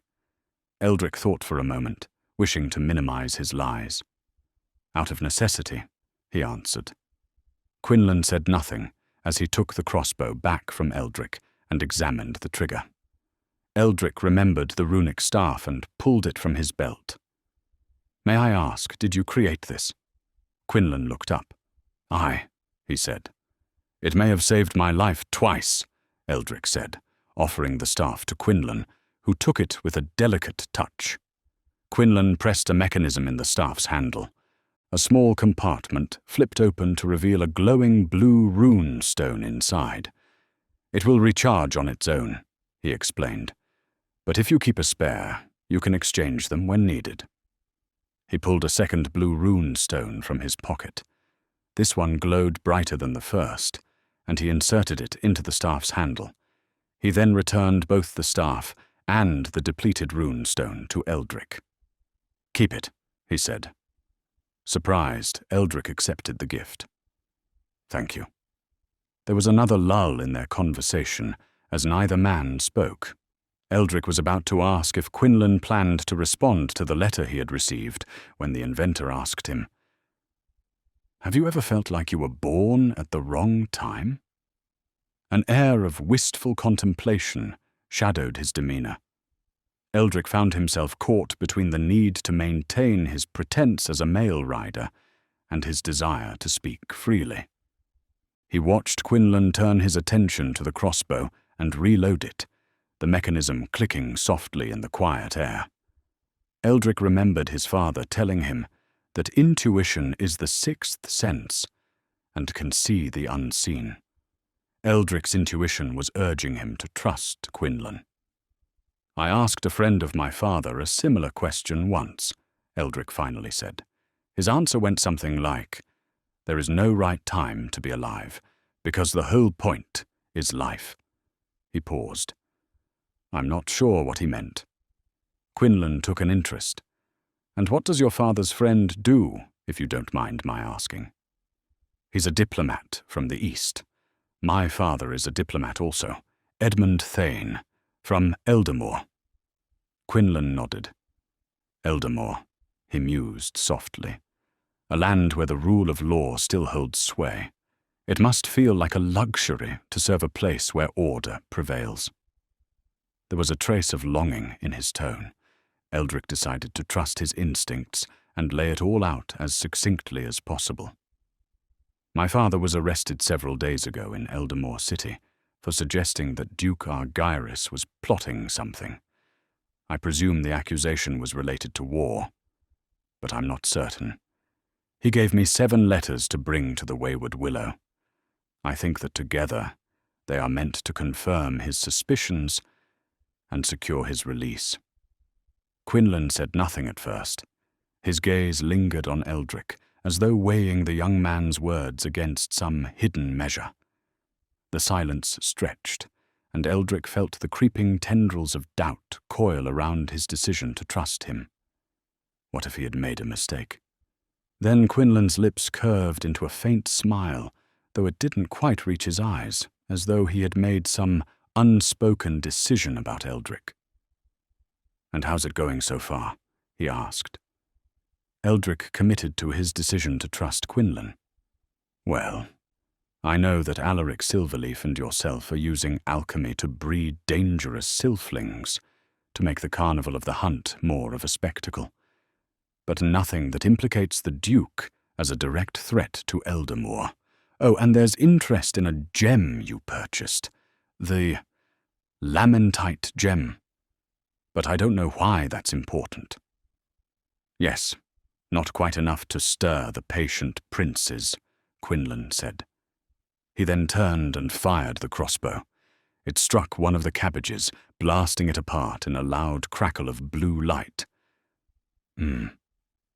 Perhaps a little strong. Your inventions are extraordinary," Eldric remarked, unable to hide his admiration for the inventor. Quinlan smiled, a glint of pride in his eyes. "It's all about the firing mechanism. Precision is key. When calibrated just right, they can channel the energy of a rune stone, drawing out its full potential. It's a delicate balance. But when it works—" He gestured toward the shattered cabbage with a satisfied shrug. Eldric nodded, fascinated. "I know what you're thinking," Quinlan continued. "I'm building weapons on behalf of the Duke, intended for war. But the type of rune stone needed to charge these weapons is rare. Even if you collected all that existed in the known world, you could only power a few thousand staffs and bows, and I'm not convinced of how effective they would be in a real battle. Not against hardened knights, but as part of the Carnival of the Hunt," he shrugged. "It could make the event more interesting, I suppose. Blunted bolts, for example, could help to stun the creatures without doing them undue harm." "Forgive me, sir, but don't you build bridges and castles?" Eldric asked. Quinlan laughed. "Yes, normally. But I'm moving up in the world, you see." He made a playful gesture toward the large quarry basin within which they stood. "But you shouldn't underestimate the importance of the carnival. It brings in large sums of money, not to mention status and influence for the Duke. It's a priority for him. But you're right. I'm not here solely to make his festivals more entertaining. I'm also here to help Alaric with the Lamentite gem. But come, I'll tell you more inside." He pointed toward the entrance of the mine on the far side of the quarry. "My workshop is in there." Eldric was thankful to get out of the sun as he followed Quinlan across the quarry floor and through the entrance of the mine, a large opening carved into the rock wall and flanked by weathered stone pillars. An old, rusted track ran through the entrance, and they followed it into the darkness. The dimly lit tunnel walls were rough-hewn, with the occasional support beam holding back the weight of the earth above. The soft echo of their footsteps reverberated in the confined space. They turned a corner to find a row of lanterns lighting a series of makeshift cells carved into the splintering mine shafts. The cells were barred with heavy iron gates and reinforced with wooden beams, each holding a different beastling. The air was thick with the scent of damp earth and the faint growls and hisses of the creatures within. The cells contained some truly monstrous creations, which Eldric caught glimpses of between gaps in the gates. He saw a spike-wing, a bat-like creature with razor-sharp wings, a fire fury, a small elemental beast with flames dancing on its skin, and a shadow fang, a dog-like creature that blended perfectly into the shadows of its cell, its eyes glowing faintly. Quinlan explained how some were new discoveries taken from the depths of the Wylds, while others were mutations of common breeds, developed using Alaric's advanced but dangerous methods. One of Quinlan's jobs was to devise ways of capturing them again, at minimum risk to both the hunters and the creatures, which were to be reused by the hunt. One cell stood out. The iron gate was twisted and shattered, the remnants of what once held a powerful beast. This was the cell from which the Lycorn had broken free. The marks of its escape were evident in the deep gouges on the stone walls and the broken beams strewn across the floor. Quinlan explained that their research had produced mixed results, including the Lycorn, their finest creation. It possessed the immense strength they sought, but lacked dexterity and speed. Eldric didn't mention what he had done to it. A worker carrying a large sack of animal feed walked past them. He greeted Quinlan with a nod, but eyed Eldric with cold suspicion. They continued deeper into the mine until they reached a large workshop. The walls were covered in sketches of mechanical contraptions and mutated beasts. Tables were cluttered with tools and partially assembled devices, surrounded by stacks of parchment. With its mixture of invention and arcane symbols, the space felt like the heart of Quinlan's endeavors, where science and magic intertwined. Quinlan explained his and Alaric's latest and most important project, building a trap for the Princess of Sorrow, a supposedly ancient and powerful nymph irresistibly drawn to the Lamentite gem. "Do such creatures still exist?" asked Eldric. "Far less than ever, I'm sure. But I've seen things in the Wylds I never thought to see, and much of our lands remain unexplored." He unlocked a small, finely crafted trunk and carefully lifted the Lamentite gem. It was a simple, oval-shaped jewel that could comfortably be held in one hand and glowed a faint red. He examined it closely. Something is undoubtedly attracted to it. "And this nymph is to be part of the hunt?" "I think originally that was the intention," said Quinlan, admiring the gem. "But legends have since emerged that claim the nymph's powers can be gifted to, or even extracted by, us mere mortals. And that has taken the Duke's interest." "What powers does she have?" "Legend says that if the Princess of Sorrow told you to do something, you would instantly comply, whether you wanted to or not. Dance, strip naked, kill someone, kill yourself. Think of the possibilities." This was the kind of news Eldric had hoped for, an ambition for power. "And do you think it possible?" he inquired, seeking confirmation. Quinlan shrugged. "But there's certainly a spirit of some kind that keeps returning to this thing. We can hear her weeping some nights.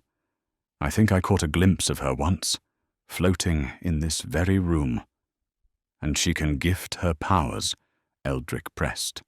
"Allegedly," said Quinlan, "or have her powers taken from her. But we have no evidence of either. The legend comes from stories no doubt embellished across the ages." Eldric's mind raced. If such a thing were even considered possible, it would be something the princes could not afford to ignore. Cautious though they were scholars of the law, and nothing struck fear into them more than the spectre of unchecked power. The fact that Duke Argyrus had enlisted Quinlan Shadowmere, of all people, for this pursuit was proof enough that the Duke, at least, believed the legend to be true. The man who had passed them earlier carrying the animal feed stuck his head around the workshop door. "Iron Hand!" "Quick!" Quinlan pushed Eldric into a small side room and closed the door behind him. Eldric peered through a crack in the wood as two members of the Iron Hand barged into Quinlan's office. The Iron Hand were a ruthless group of military operatives clad in distinct blackened armor. They were the Duke's feared enforcers and epitomized his iron-fisted rule over Eldermoor. The two men who entered looked like seasoned veterans, their expressions hard and unfeeling. "You found that beastling yet?" demanded the first soldier, glancing around as though it might be hiding inside the workshop. "It won't get far," Quinlan answered. "It can't even run." "Yet it escaped you," the second soldier chimed in. The first soldier strode over to Quinlan, standing inches from his face. He prodded Quinlan in the chest. "The Duke told me to tell you, you're testing his patience. The Princess of Sorrow should have been trapped and dissected by now." "This nymph is no Lumifold. You can't just leave out some grain and wait for her to take the bait," Quinlan replied, unflinching in the face of the hand. The first soldier nodded and stepped back. How about this? You trap the sorrow by this time next week, or we pay your wife a visit. Quinlan lurched forward half a step. How dare you? The second soldier laughed. The iron hand reaches everywhere, little man. Even Elderglen. Quinlan looked so angry, the first soldier felt compelled to rest a hand on his sword hilt. Elderglen was a small village located beyond Eldermoor's borders, and it was apparently where Quinlan's wife now resided. Quinlan took several breaths, fighting to regain his composure. Very well, he said, turning to lean on a table beside him, a defeated man. I can make it happen. We know you can, so just get it done, Quinlan. So we can all go home, said the first soldier. I'm sick of this place. Quinlan nodded in agreement. As am I. He pulled out a crossbow from behind the table he was leaning on and fired the bolt into the center of the first soldier's chest. Even with the formidable armor afforded to the iron hand, it could not stop one of Quinlan's bolts fired at such close range, and the resulting explosion of blue energy sent the man flying backwards into the wall behind him. It took the second soldier a moment to process what had just happened before he quickly drew his own sword and maneuvered around the room. Quinlan retreated, gripping the crossbow as if prepared to wield it in close combat. The two men circled each other, and for a fleeting moment, the second soldier had his back to the side room where Eldric was hidden. Eldric was not a man of violence. His faith lay in the laws of Eldermoor, a system built on integrity and honor, which had always guided him. As difficult as it had been to see his father taken away by the city guards, Eldermoor guaranteed his father a fair trial. But here, in Eldermoor, justice was a hollow word, twisted by the iron hand to serve their ends. Eldermoor's laws stood for something greater, and to act now would mean upholding those ideals. His father had always said there were moments when justice demanded more than patience. It demanded courage. And this, Eldric realized, was such a moment. He unsheathed his dagger with his uninjured hand and burst out of the side room. The second soldier began to turn, but it was too late. Eldric drove the blade into his throat with a force he hadn't realized he possessed. The soldier crumpled to the floor, blood spilling in a furious torrent. Eldric's hand trembled as he stared down at the man, now gurgling helplessly, until at last he lay still. A cold weight settled in Eldric's chest. Quinlan appeared beside him and placed a reassuring hand on Eldric's shoulder, while gently taking the dagger from his grasp. He then circled the room to where the first soldier had slumped to his knees, struggling to remove the bolt that had pierced his armor and entered his lungs. The man looked up as Quinlan approached. "No, don't." But Quinlan slit the man's throat, and the soldier fell to his side, eyes open and unmoving. Quinlan took a deep, regretful breath and wiped the dagger clean on his apron.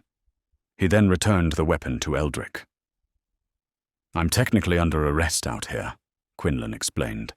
"I tried to leave Eldermoor, you see. My wife managed to get away." He held up his letter to indicate it was from her. But the Duke stopped me. He forced me to continue working. Quinlan placed the letter on the table before him and began writing his response, detailing how Duke Argyris sought the power of control from a legendary gemstone. Once finished, he gestured to the two bodies. "I'll take credit for this, but you should leave. They'll have horses outside." Quinlan noticed Eldric still gazing at the Iron Hand soldier he had killed. "That was my fault, but you did the right thing, and the Iron Hand deserves no compassion." Eldric peeled his gaze away from the body of the soldier. "What will you do?" he asked Quinlan. "Probably feed these two to the Chimera. Then I'll leave also, or at least try to. Again." Quinlan then handed the Lamentite gem to Eldric. take this." Did Quinlan know his father? Eldric had meant to ask, but the moment had passed. Now, as he raced back through the tunnels, securing the gemstone firmly in his satchel, Eldric's focus shifted. He needed to find Frost and return to Eldermoor without delay. Delivering the remaining letters would be reckless if he risked capture by the Iron Hand. They were well known and rightly feared across Arramoor, though sightings of their blackened armor were rare. The Iron Hand typically carried out targeted raids against those who had fallen out of favor with the Duke. But if Iron Hand soldiers were operating near the wayward Willow, Eldric knew he could not afford to linger. The testimonies of Quinlan and Finch, both respected sources, would surely suffice to persuade the Council of the Duke's true intentions. The system may bend under the weight of deceit, but it does not break. Eldric emerged from the mine and gasped. 2 more members of the Iron Hand stood chatting and stretching next to 4 riderless horses. They noticed Eldric in his mail rider's uniform and gave him a puzzled look. "Urgent news from Stormhaven," Eldric declared, referring to the Duke's residence for most of the year. "You're needed inside." The 2 men quickly set off into the mine. Eldric silently prayed that Quinlan would see them coming and not be caught feeding their fellow soldiers to a beastling. Eldric climbed awkwardly onto one of the horses, managing the reins with his one good hand. He felt a surge of relief as the horse responded to his commands. The path leading to the top of the quarry was narrow, and the horse had to tread carefully. Eldric found himself checking regularly over his shoulder at the mine entrance. If the soldiers returned, he could assume Quinlan had been caught or killed. If not, perhaps Quinlan had outwitted them. He reached the top of the quarry, and there was still no sign of the Iron Hand. Eldric sighed in relief and turned, ready to spur his horse back to the wayward Willow. Instead, he found himself facing 4 more members of the Iron Hand. They had dismounted their horses and were gathered around a nearby rock, engrossed in a game of cards. Their sharp gazes snapped to Eldric with a mixture of confusion and suspicion as they weighed the sight of an injured mail rider atop an Iron Hand steed. Eldric had no choice. He spurred his horse into a gallop, fleeing as the men scrambled to mount their own horses to give chase. Eldric urged his horse forward, galloping across the open grassland with the Iron Hand in hot pursuit. The pounding of hooves echoed through the air, matching the pounding of his heart. He glanced back and saw his pursuers gaining ground. He pushed his steed harder, veering into a patch of woodland. The dense underbrush made the path treacherous, but his horse, trained for such ventures, pushed through. Yet still, the shouts of the Iron Hand grew louder behind him. Eldric spurred the horse to its limits, trusting the creature to navigate the forest floor until, without warning, it skidded to a halt. Eldric was thrown forward from the horse, over the edge of a steep hill, his body soaring through the air before crashing into the slope. He tumbled down the hill, the world a blur of motion and pain. Rocks and roots battered his body as he rolled. Finally, he came to rest at the bottom, his vision dimming as everything went black. Chapter 6. The Elder.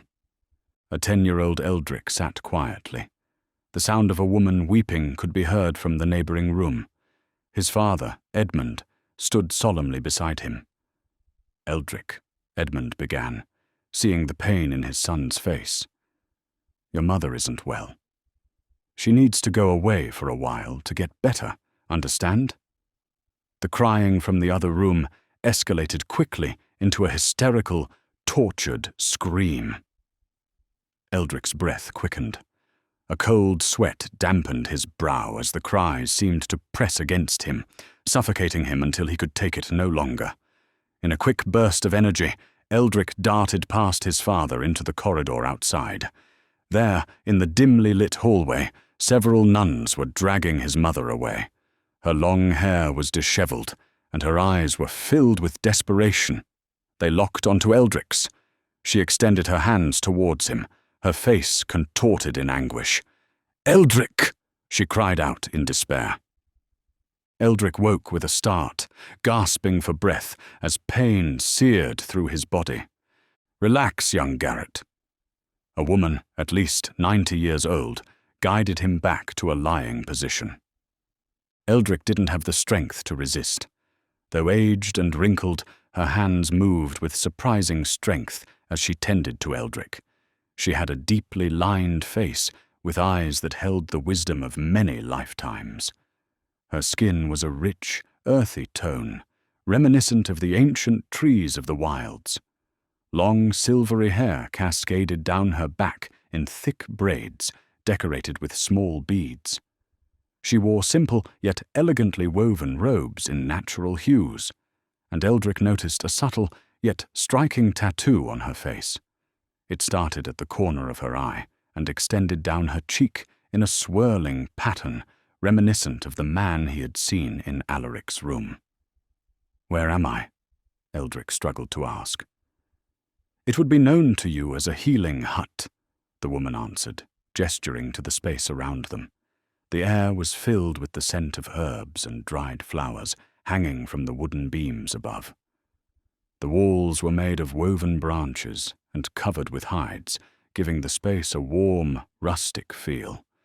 The floor was covered with woven mats, and a low wooden table held an assortment of tools and healing supplies. Seeing the information meant little to Eldric, she added. "You are with the Raven folk, a short ride from the Wayward Willow." "A tribe of the Wylds." "That is correct." Her voice was like a soothing balm, imbued with wisdom. "One of our scouts was tracking the Iron Hand and saw them give chase to you. Though he disavows it, I believe he intended to steal your belongings, which transgresses our laws. Yet, upon discovering a letter in your satchel addressed to me, he deemed it wiser to ensure your survival." "Then, you must be Seraphina," Eldric said, recalling the name on one of the letters. "Keeper. Keeper of the Hollow? That is correct. And you are Garrett, the male rider." "Garrett?" Numberhe struggled to turn his head. "My name is Eldric Thane." Seraphina held up Eldric's cloak, which had the name Garrett sewn into the collar. "Oh, no, that isn't my name," said Eldric, realizing the mistake. "Garrett must be the name of the boy I bought it off as I was leaving Eldermoor." "Ah," she replied sagely. "A deceiver, you are." "Wait, no." Eldric struggled to rise, but Seraphina gently pushed him back down. "Not yet, young Eldric. Let the Wylds do their work." I never claimed to be Garrett, and I am here to deliver letters. Just not as an official mail rider," Eldric said, hoping this might clear his name from the accusation of deceit. "Eldric Thane." "So your father is Edmund Thane?" she inquired. "Yes," Eldric said, surprised. "You know him?" "He is the one who wrote me this letter," she said, holding up the parchment. "He has visited us on many occasions, mostly as part of his duties, but sometimes as a friend." "That is reassuring to hear," said Eldric, slowly regaining his strength. "My father, he was arrested in Eldermoor City. The charges are believed to originate from Duke Argyris, after my father uncovered his plans. To use the Lamentite gem," Seraphina said, holding the jewel up into the light. "It would appear so," said Eldric, noticing his arm that the licorn had gashed was feeling much better. "I have known something about the Duke for many years," Seraphina continued, "and your father now calls upon me to disclose it." "That he plans for war?" "No," Seraphina chuckled. "That he is no duke. Not by birth, at least." Eldric's mind reeled from the rapid turn of events. Moments ago, he was almost caught by the Iron Hand, and now, to add to his disbelief, his body was healing at an astonishing rate. The cuts and bruises that covered his arms were disappearing before his eyes, the wounds knitting together as if by some unseen hand. His ribs, which had been aching with every breath, now seemed to be mending, and even his neck felt as though it were being gently realigned. It was as if the very essence of the Wylds was coursing through his veins, accelerating his recovery in a manner that defied all logic and reason. Seraphina lit an incense stick, and the fragrant scent of cedarwood and rosemary gently filled the room. The nobles of Eldermoor will often pay great sums to have their children delivered by the raven folk. As you may have noticed, there is something unique here, not found beyond the Wylds. Seraphina turned to the small table and began grinding herbs into a bowl. Childbirth is a perilous and daunting ordeal. The previous duke and his wife came to us under the strictest of secrecy. The Duchess endured an arduous labor and required the child to be cut from her. Seraphina poured the resulting powder into a small wooden bowl filled with water and stirred. We performed the procedure with success, but the child was afflicted. She paused as though reliving the uncomfortable scene in her mind. It had a twisted form. Its limbs were misshapen. The babe's skin was pallid and marred, with one eye larger than the other, and a mouth that struggled to draw breath. Seraphina handed Eldric the bowl. He drank willingly, eager to ingest more of the power from the Wylds. Seeming to read Eldric's mind, Seraphina added with a smile, "It is just a drink, my dear." Eldric smiled, embarrassed, but still savoring the taste. She continued, "We were tending to a young woman from Eldermoor at that time, unmarried, who had given birth to a son 2 weeks prior. The Duke offered her a considerable sum to relinquish her child and move far away. She didn't even haggle, so eager was she to be rid of her offspring. And then the Duke commanded us to dispose of the abomination." Eldric lowered his voice. "You killed the newborn? No, of course not. But we didn't tell the Duke that.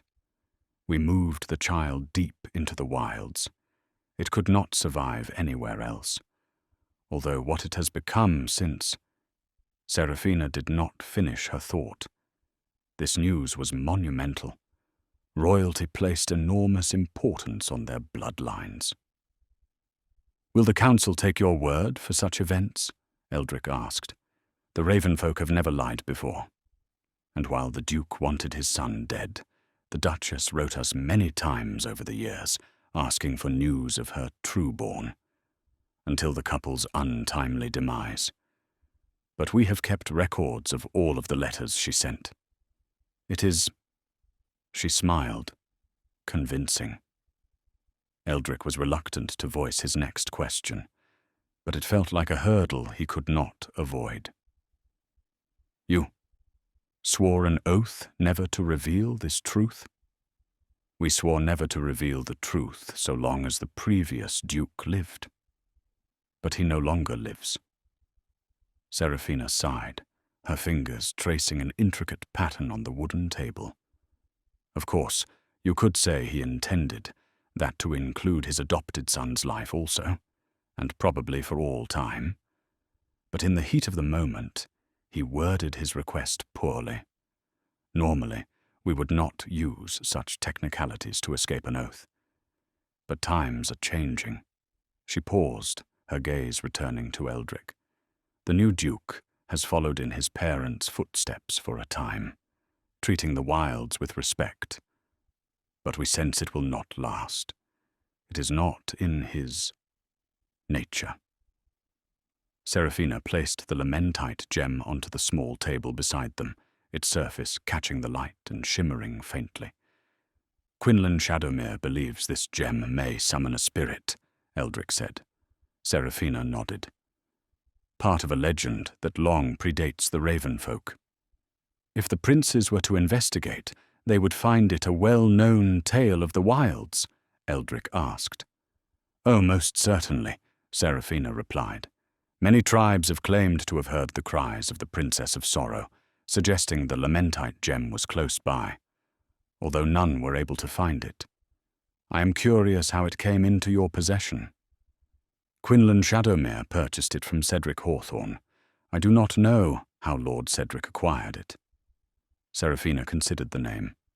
I am aware of this man, a cunning merchant. But it seems he did not know what he had acquired. Eldric took a deep breath.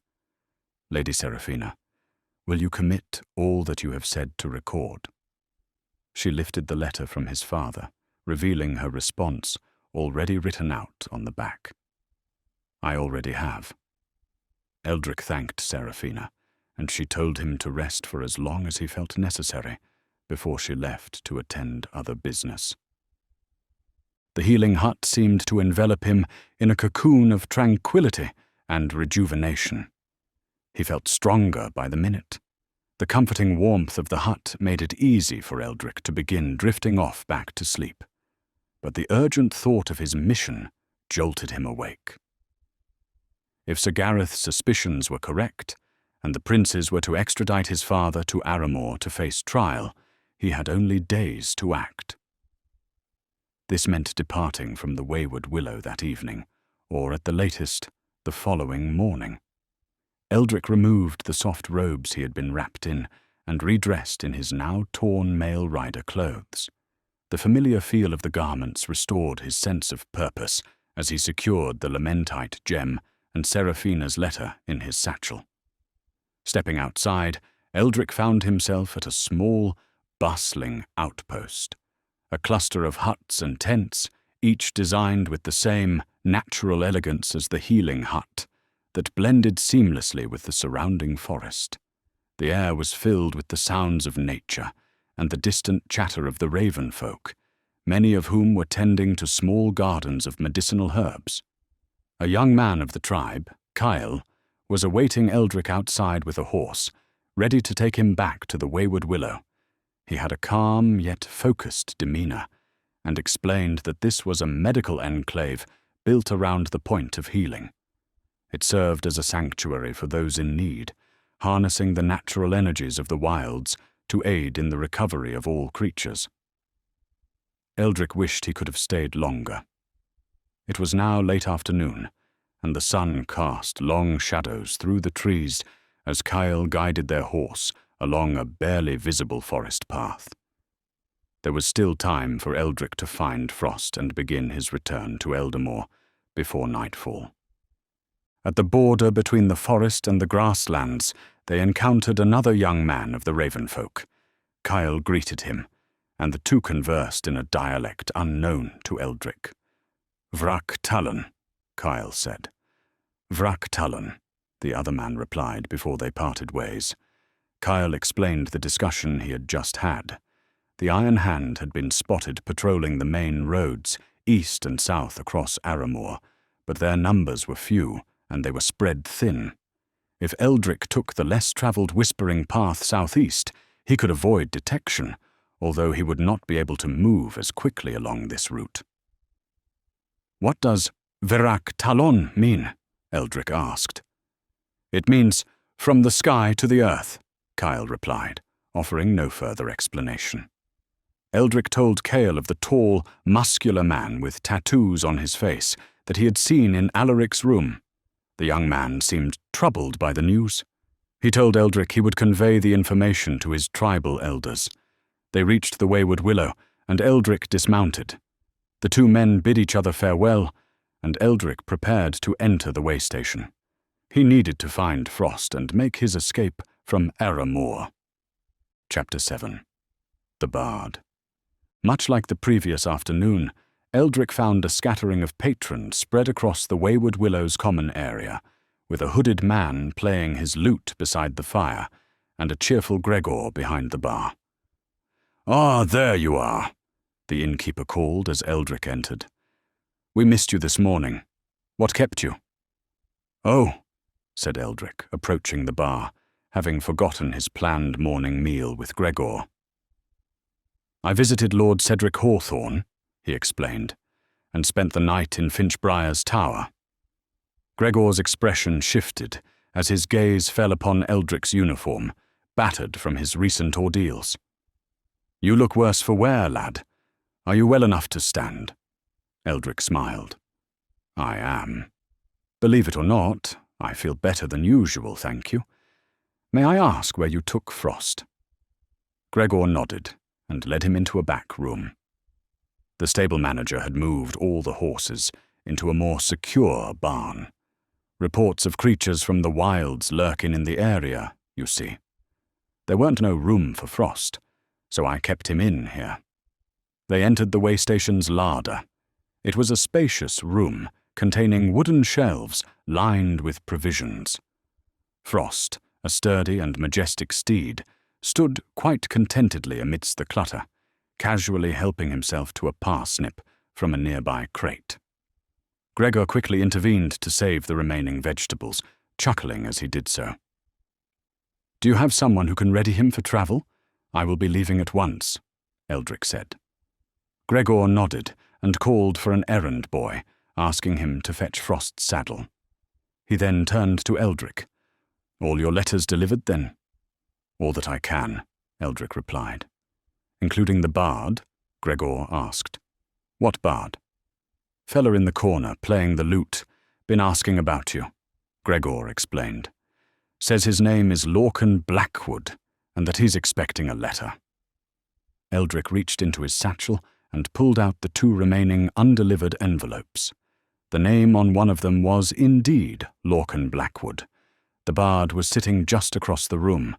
Eldric figured he could afford a few moments to deliver the letter, while Frost was saddled. He thanked Gregor and made his way over to Lorcan. The bard was a lean, grizzled-looking man, with a scar running down the left side of his face. He sat in a chair by the fire, playing a sad tune on his lute, a melody at odds with his menacing appearance. His fingers moved gracefully over the strings, producing a haunting sound that captivated the few patrons who were listening. "Mr. Lorcan Blackwood?" "I believe I have a letter for you," Eldric said, holding out the envelope addressed to him. Lorcan stopped playing and looked up, his hood still concealing much of his face. A smile spread across his lips. "Aha! I had begun to think our paths would never cross," he said, gesturing for Eldric to sit. Eldric hesitated, not intending to stay long. "Do not worry, young Master Thane. I am as eager to leave this place as you are," Lorcan assured him. Eldric assumed Gregor had told the man his name. He felt his intuition urge him to sit, and so he did. Lorcan opened the envelope with a flourish and unfolded the parchment for them both to read. But it was entirely blank. The bard held the paper close to the fire, and the image of an insignia slowly emerged. It depicted a raven in mid-flight, clutching a silver key in its talons, surrounded by a circular border of intertwining vines and thorns. "Proof," Lorcan kept his voice low, "that we are on the same side." He cast the parchment into the fire. "I think you may have me mistaken for—" Eldric began. "Your father," Lorcan interrupted, "who right now is facing trial." Eldric gave an almost imperceptible nod, curious of the man who already knew so much. "I was awaiting your father, but a raven arrived from Eldermoor this morning and told me of what happened." He leaned close to Eldric. "By now you have proof of both the Lamentite gem's existence and the Duke's intention to use it?" Eldric hesitated. "I do." "And you've seen the monstrosities he is breeding with that demented alchemist, Silverleaf?" Lorcan pressed. "I have." "Good. Now, add this to your collection." Lorcan handed Eldric a coin crafted from a gleaming gold alloy that gave it a lustrous shine. The Duke's stern visage was finely detailed on one side, with a crown of laurel leaves encircling his head. The reverse depicted a ship with billowing sails, symbolizing the prosperous island nation of Antolia, renowned for its wealth through commerce. "Duke Argyris will bring warriors and warcraft, and Antolia will provide coin and boats to dominate trade between East and West." Eldric examined the coin, marveling at its craftsmanship and realizing the significance of the proposed alliance and the power it could bring. It was minted as a sample to signify Antolia's intent, that they will back the Duke. He leaned even closer, his face inches from Eldric's. "You must present it to the council, along with your other findings. Understand? This should secure your father's release and bring the princes into conflict with Eldermoor, before the Duke can solidify his alliance." Eldric nodded and pocketed the coin. "When they ask who gave it to you, don't lie. Give them my name and my description. Neither will be used again." Lorcan stood, his eyes twinkling with a hint of mischief. "This is a crucial time, but if you are anything like your father, we are in good hands." Lorcan picked up his lute, bowed, and departed the way station. Eldric wondered if he should have warned Lorcan about the Iron Hand patrolling the roads, but he sensed the bard was probably experienced in such matters. Eldric stood, debating whether to collect Alaric Silverleaf's response or not. He had planned not to, but he had also planned to leave without Lorcan's and Seraphina's, and the information he had received from them both was immense. It might only take a moment to acquire, and if the alchemist proved difficult, he would simply leave. Eldric hurried up the narrow staircase that led to Alaric's rooms on the top floor. All 3 doors were closed this time. Eldric prepared to knock on the first, when a sound caused him to pause. It was a woman, or perhaps a young girl, who was crying quietly nearby. Eldric shuddered, remembering how he had listened to the crying of his mother before she had been taken away. He peered up and down the corridor, but it remained empty. Was this the nymph Quinlan had spoken of? The sound of weeping began to fade, and Eldric was startled as the door before him was yanked open. Alaric Silverleaf emerged, looking more haggard than ever. Bloodshot eyes were filled with stress, and his increasingly unkempt hair added to a wild and desperate appearance. "Ah, young mail rider, sir. Do come in. Do come in," Alaric said, his strained voice carrying a forced chair. Eldric entered the alchemist's workspace. "I was wondering if you planned to send a response to the letter I gave you." Eldric stopped, taken aback by the sight that greeted him. The tall man with tattoos on his face was laid out neatly on a large table in the middle of the room, as if prepared for some sacred rite. Surrounding him were flickering candles and peculiar markings etched into wood. Strange talismans hung from the ceiling, swaying gently in the candlelight. The smell of rotting flesh, however, was notably absent. Alaric shuffled past, not even acknowledging the sight. This way, this way. Eldric didn't have time to question whatever sinister ritual was being conducted, and he followed Alaric through the hole the alchemist had cut into the chamber wall. It was in the 3rd room, where they found the letter Eldric had dropped off earlier, still resting on the table where he had left it. The alchemist attempted, and failed to appear nonchalant, leaning awkwardly against a doorframe. "You haven't happened to, speak to Quinlan Shadowmere by chance, have you?" Eldric hesitated. "I'm just here to collect your letter." Yes. But, Alaric struggled. "What about, Quinlan?" Eldric remained uncomfortable telling lies, but there was simply no other way. He did not have time for idle talk. "No," Eldric said. "I have not seen Quinlan Shadowmere." "Liar!" a malevolent voice shrieked, slicing through the air like a jagged blade and startling Eldric. It was a woman's voice, rich with unholy malice. Alaric looked equally distressed by the sound, and briefly covered his ears with his hands. Eldric removed the runic staff from his belt, glancing around. The voice had seemed to emerge from the ether, cold and venomous. Eldric spoke quickly. "Mr. Silverleaf, I am aware of the mutations you are engineering on behalf of the Duke. But is there anything else you would like to disclose?" Alaric shook his head.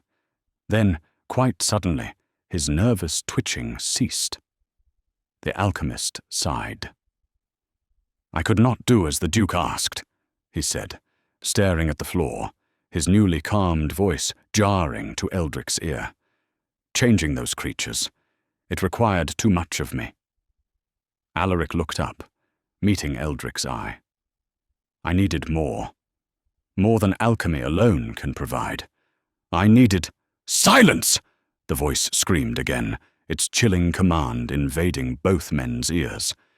She thinks you have the gem, young master, Alaric said, almost apologizing.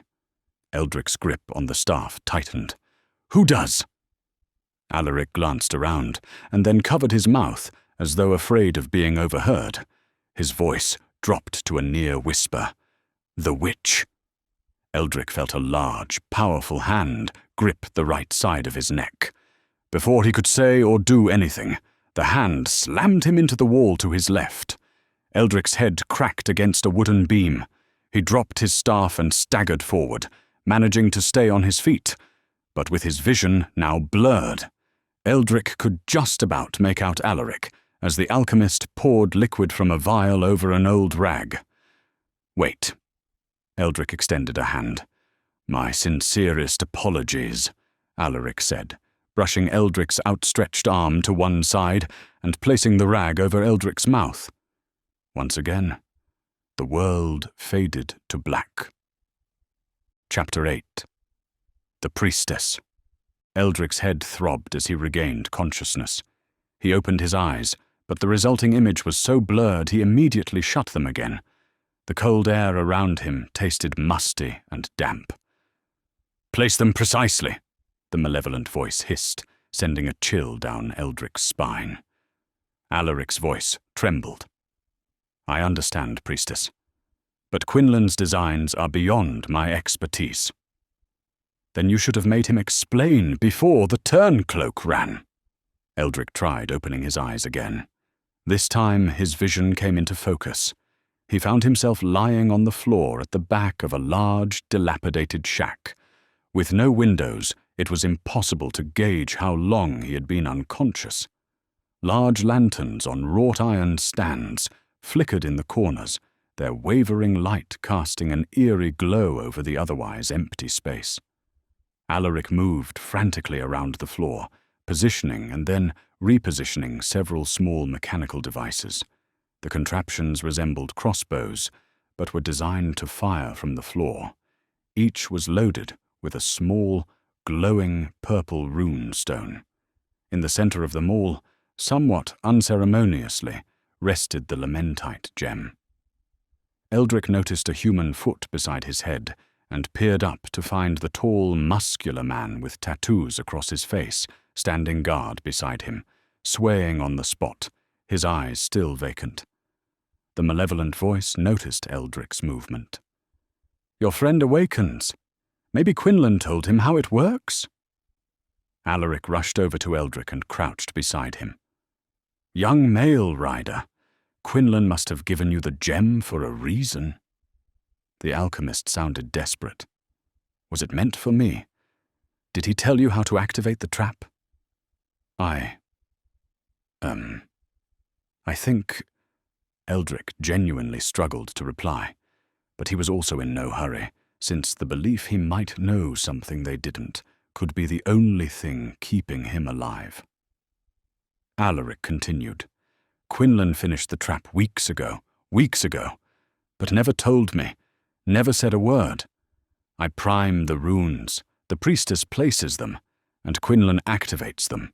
Everyone was supposed to play their part, until the turncloak met you and suddenly had a change of heart. The malevolent voice interrupted. Eldric peered beyond Alaric to see the source of the voice. He flinched at the sight. The priestess was a ghastly figure draped in dark, flowing robes. Her skin was a sickly grey and stretched thin over her skeletal frame. Her eyes had sunk deep into her skull and glowed with an eerie light, while her lips were pulled back in a rictus grin to reveal yellowed, crooked teeth. Long, matted hair hung like a curtain of darkness, partially obscuring her face. The air around her seemed to writhe with disturbed energy, as though reality itself recoiled from her presence. The sight of her reminded Eldric once again of the tales his nursemaid had told him as a child.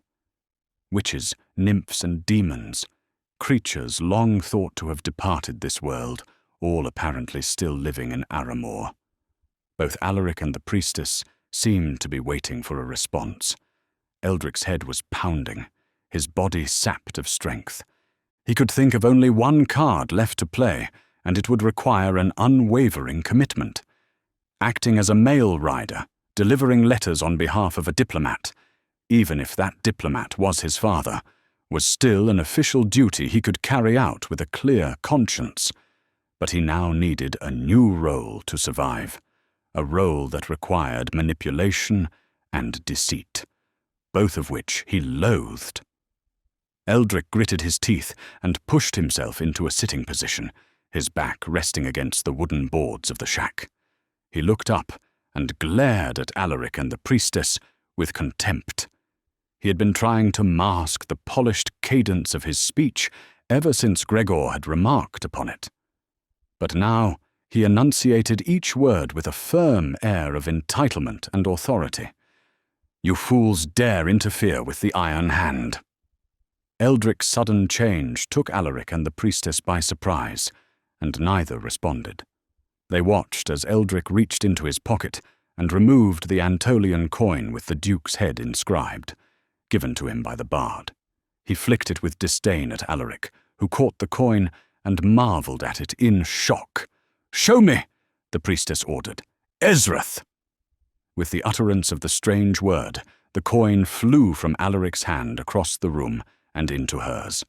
Eldric continued, "I am no mail rider from Eldermoor. I killed a mail rider from Eldermoor, on the command of the Duke, my uncle, to discover who here is loyal and who is not." Alaric looked utterly bewildered, while the Priestess was infatuated with the coin. Quinlan Shadowmere, Eldric spat the name, was a weak man, but he was no traitor. He wanted to reunite with his whore wife and killed 2 of my men to make it happen. But his trap will work.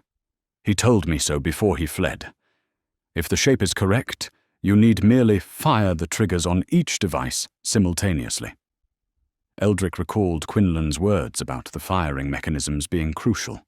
He had no idea whether setting them all off at the same time would achieve anything, but pretending to know might buy him some time. Alaric nodded, as though Eldric's words made perfect sense. The Priestess remained distracted by, and particularly pleased with, the sight of the coin. Presumably the Duke had promised her much, including gold and silver from Anatolia. Eldric felt as though he had forged an opening. "I must admit, even the Iron Hand has been kept in the dark about your full identity, Priestess. I had assumed a sorcerer, not one of the old ones." "I am indeed old, but I am no old one," she replied, her harsh voice softening. "I was once a high priestess, Lysandra of the Sanctum of Ethera." Eldric almost faltered at the sound of her name. Lysandra of Aethatra was the person to whom his final letter was addressed. He wrestled back his composure.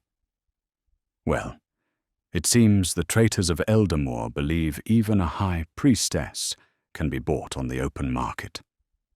Eldric removed the final letter from his satchel, and the priestess's head snapped round. An offer of appeasement, he guessed. Ezrath. The priestess summoned the envelope from Eldric's hand, and it flew across the space between them and into her own. Her grotesque, twisted fingers tore the envelope open. She scanned the letter's contents and then erupted into a loud, horrible cackle that echoed through the shack. "Appeasement indeed," she scoffed. "Eldermoor offers me land in the Wylds to call my own, to live in dignity, as befits my former station," she mocked, "in exchange for information about the Duke." The priestess then muttered something under her breath, and the parchment burst into flames, its ashes falling to the floor like black snow.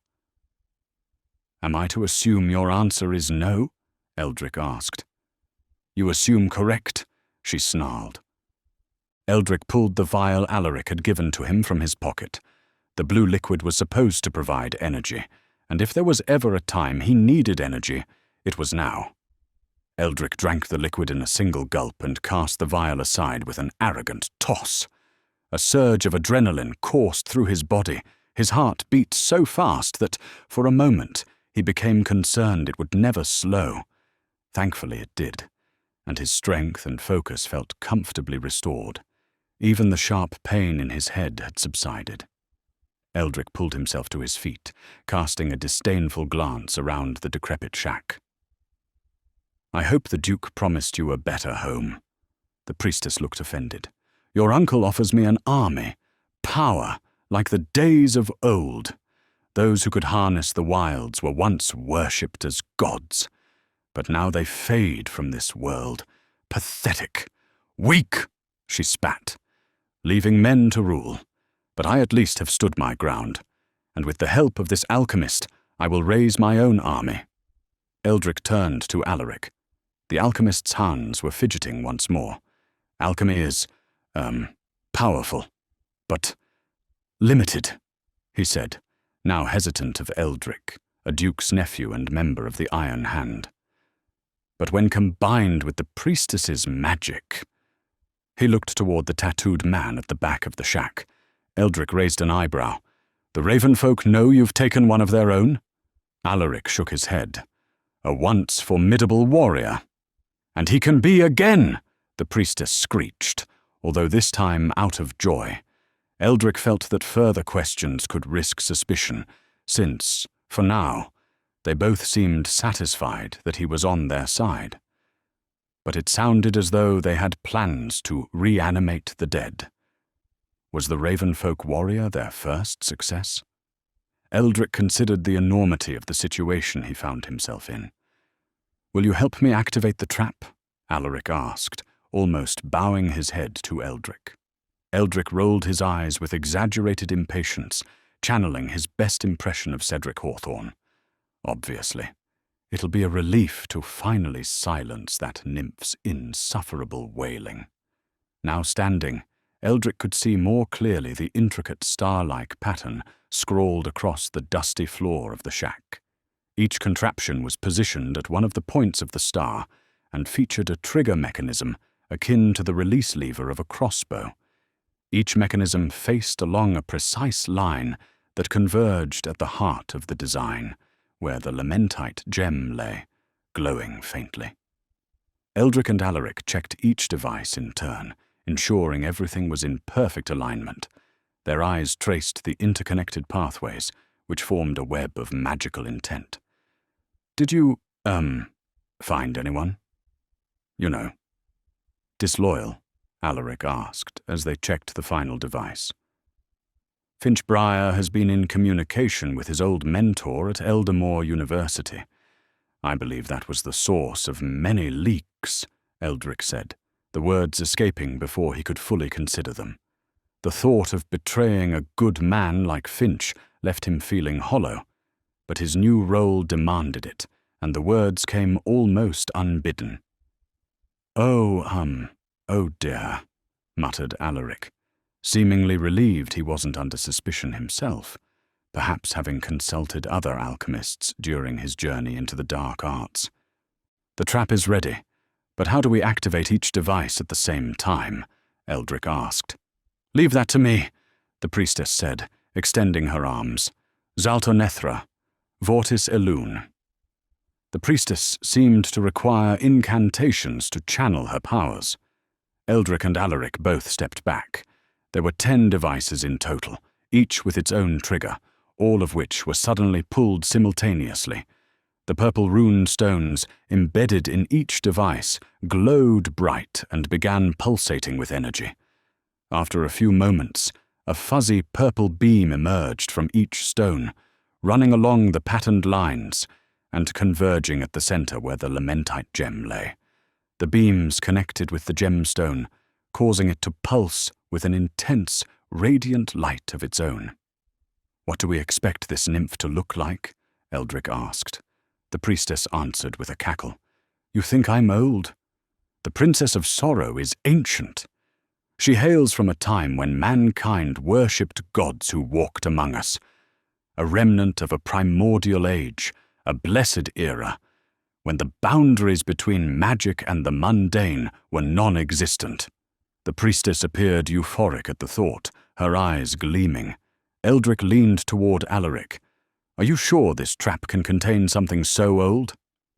"Well, we, believe the sorrow's essence has been bound to the gemstone for many lifetimes." Alaric's voice wavered. "As long as the gem remains intact, we should be safe." "Should—" Eldric looked around, seeing no obvious escape from the shack. Moments earlier, he had hoped, by some miracle, the trap would work. Now, he found himself hoping it wouldn't, dreading an encounter with a primordial being, whatever that might entail. But it appeared Quinlan Shadowmere had indeed completed the mechanisms needed to channel Alaric's rune stones. The purple runes were growing brighter and brighter, mirroring the intensifying light of the lamentite gem, as the space around them was gradually filled with an unseen, pulsating energy. In the distance, Eldric could hear the faint, haunting cries of a weeping girl, growing closer and closer. "Once she appears," Alaric continued, his hands fidgeting away, "Priestess Lysandra will perform an incantation that should trap the sorrow's physical form. Then we can send for the Duke and, extract her powers." Eldric nodded and took another precautionary step back.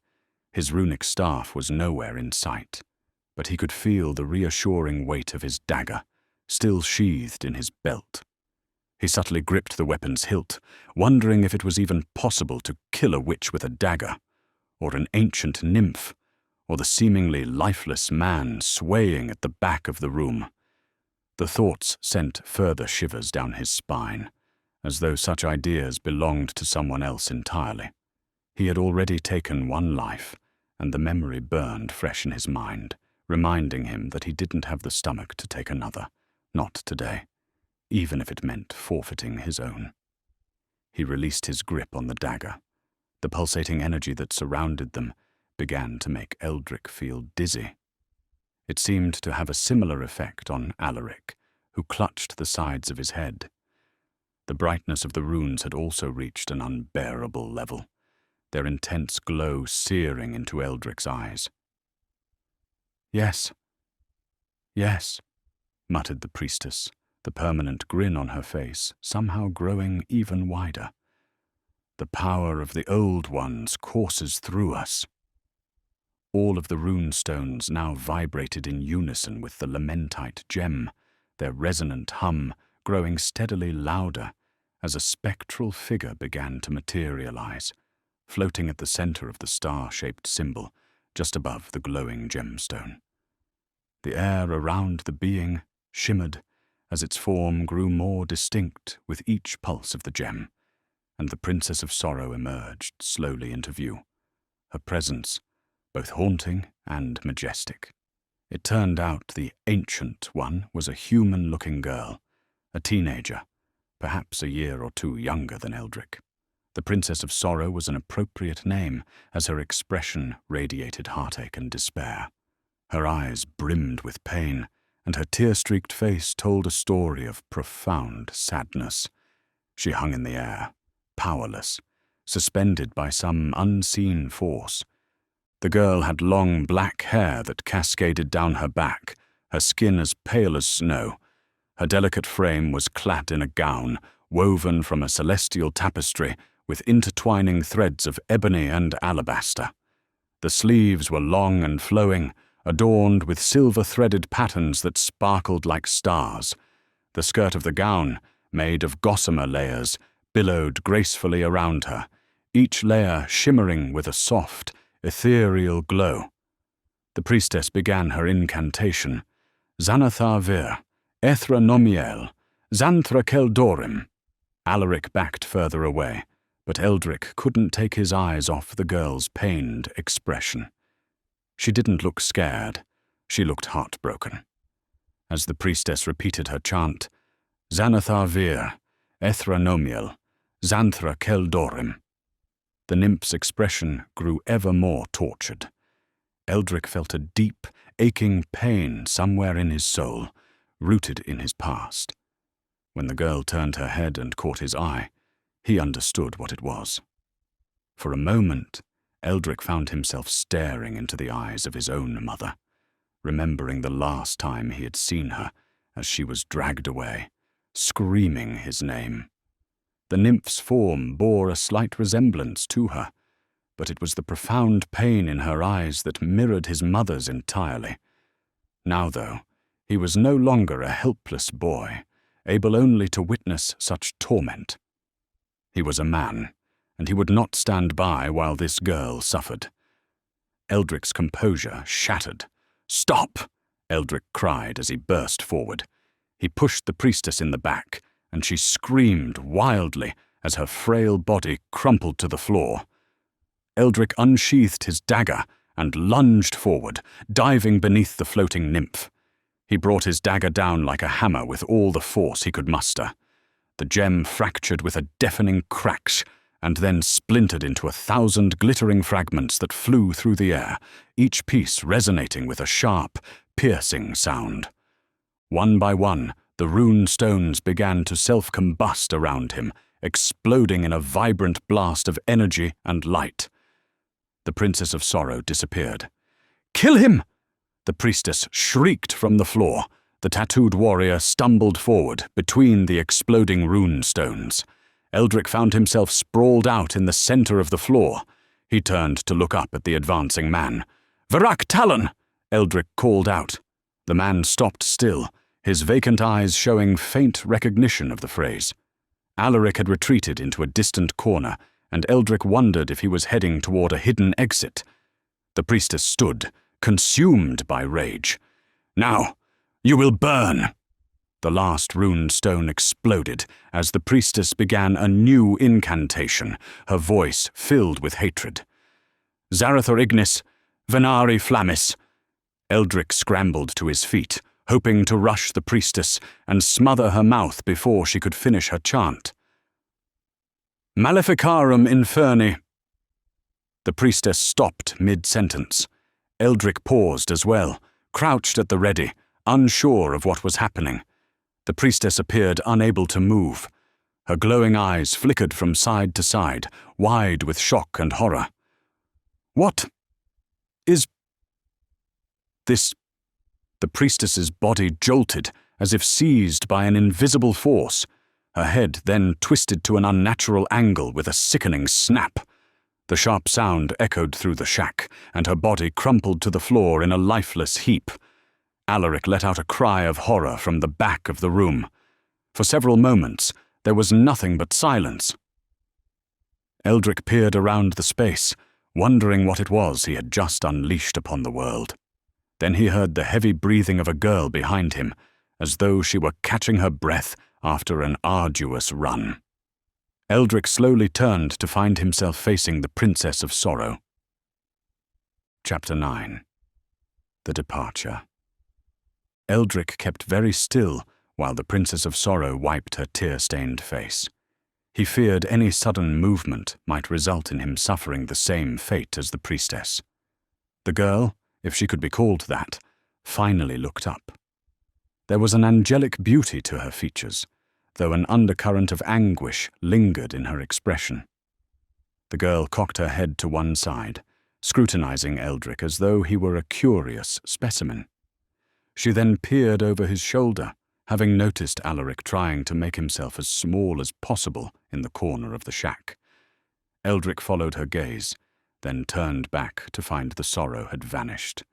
A whimper from Alaric drew his attention once more, revealing the sorrow now standing before the alchemist, who, like the priestess moments ago, seemed to be frozen in place.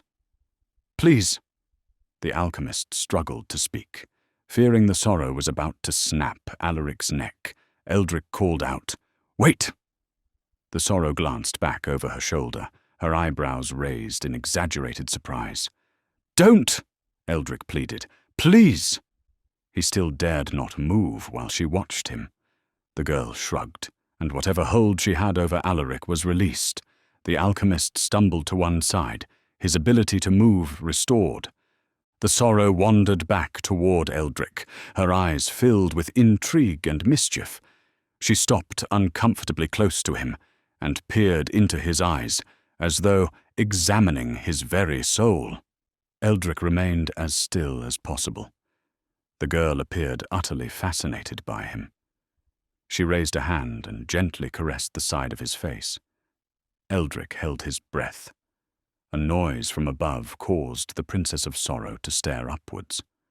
Eldric followed her gaze, and they both stared at the ceiling of the shack. She then disappeared. There was no puff of smoke or flash of light. One moment, she was there, and the next, she was gone. Eldric breathed once more. "Where are we?" he asked the alchemist. Below the Wayward Willow," Alaric answered. "The way station?" Eldric looked around, confused. Surely they were in a remote wood, somewhere on the fringes of the Wylds. "We're in one of the basements, beneath the inn," Alaric confirmed. Eldric scratched his head. The room appeared too large to be underground, but he could see no natural light. "How did we get in?" he asked. Alaric pointed at a trap door in the ceiling above. "A staircase unfolds from there. If you pull the handle." The handle he was referring to was well out of reach. Even if Eldric could somehow convince the undead man of the Ravenfolk to stand beneath it while he stood on his shoulders, he would not reach the handle. "How would you normally get out?" Eldric pressed. Alaric nodded toward the dead priestess. Eldric groaned. "We'll just have to fashion some kind of rod and try to hook it." Before he could begin searching for components, the sorrow rematerialized before him. Eldric was visibly startled, which amused the girl. "They're waiting for you," she said, pointing upward. Her voice sounded even younger than she looked, as though a small girl was inhabiting the body of a young woman, which was, in reality, an ancient spirit. "Who is?" he asked. "Soldiers," she replied. Eldric thought for a moment. "Dressed in black?" The girl smiled with an encouraging nod, as though Eldric were in training, and she was pleased with his progress. "A great many," she added. "The Iron Hand," Alaric muttered. Satisfied for the time being that the nymph wasn't about to execute them, Eldric tried to think of what to do next. "Is there another way out of here?" he asked Alaric. The alchemist shrugged. Eldric moved to the closest wall and began searching for an exit. The sorrow peered around at Quinlan's contraptions, the dead priestess, and the undead Ravenfolk man, who had not moved since Eldric had used his tribal greeting. "Mortals have come far," she said, sounding impressed. Eldric banged against the wooden boards of the shack, listening for any that might sound hollow. His heart skipped a beat as, yet again, the sorrow appeared out of the air in front of him. There was a childlike bluntness to her words. "Mortal men either desire my powers or my form." She stroked her chin in mock contemplation. "But not you. You desired my freedom." "Why?" Eldric hesitated. "Imagine," she giggled, "that your very life depended upon your answer." Eldric's eyes widened. His first instinct was to continue the charade, pretending to be a male rider or the Duke's nephew, but a moment's reflection made him realize how exhausted he was by all the lies. "You remind me of someone." He hesitated, as the familiar surge of anguish, frustration, and regret rose within him when thoughts of his mother surfaced. But the memory... He paused again, as tears welled up behind his eyes. "The memory of them is painful. I do not wish to speak of it." The sorrow nodded, as though she understood his pain. Tears began to form in her own eyes, and once again Eldric was gripped by the memory of his mother, the day she had been taken. A heart-wrenching powerlessness flooded through him, a feeling he couldn't seem to suppress whenever he witnessed the girl's pain. And then, quite unexpectedly, the sorrow smiled. She reached out and gently squeezed his cheek as though he were a sweet child. "Now come." "I tire of this," she said, her tone light and capricious, before turning and vanishing once more. Eldric wiped a tear from his eye. He looked up as an unseen power pulled the handle for the ceiling hatch to open. An impressive wooden staircase unfolded in several blocks until it hit the ground beside Alaric. "Just to, clarify, you are not the Duke's nephew?" the alchemist asked. "No, Mr. Silverleaf, I am not," Eldric answered. Right. Alaric nodded. "You needn't worry. I will tell the Hand you remain loyal to the Duke," Eldric reassured him. Alaric didn't seem to know what to think any more. "Oh," the alchemist exclaimed, finding yet another vial in one of his pockets, this one half filled with a murky green liquid, similar to that which had previously rendered him unconscious. "Wait, no!" Eldric called out. But it was too late. Alaric drank the contents in a single gulp and immediately became sluggish. "It was just a drop," he said, as a dopey, satisfied smile spread across his face. The sorrow appeared at the foot of the staircase, gesturing for them to begin their ascent. "I'd prefer a different exit, should one be available," Eldric said. "There is," she answered, "but this is going to be more exciting, especially after you receive your gift." The sorrow vanished and then reappeared, this time floating in front of him. The room around them quickly faded into nothingness, and Eldric felt as though he, too, was floating. The girl's eyes glowed with a radiant white light which Eldric was powerless to look away from. She uttered a few words in an ancient tongue. Nalath, Alien, Vareth. Some of the glowing white from her eyes seemed to drift forward and seep into Eldric's own.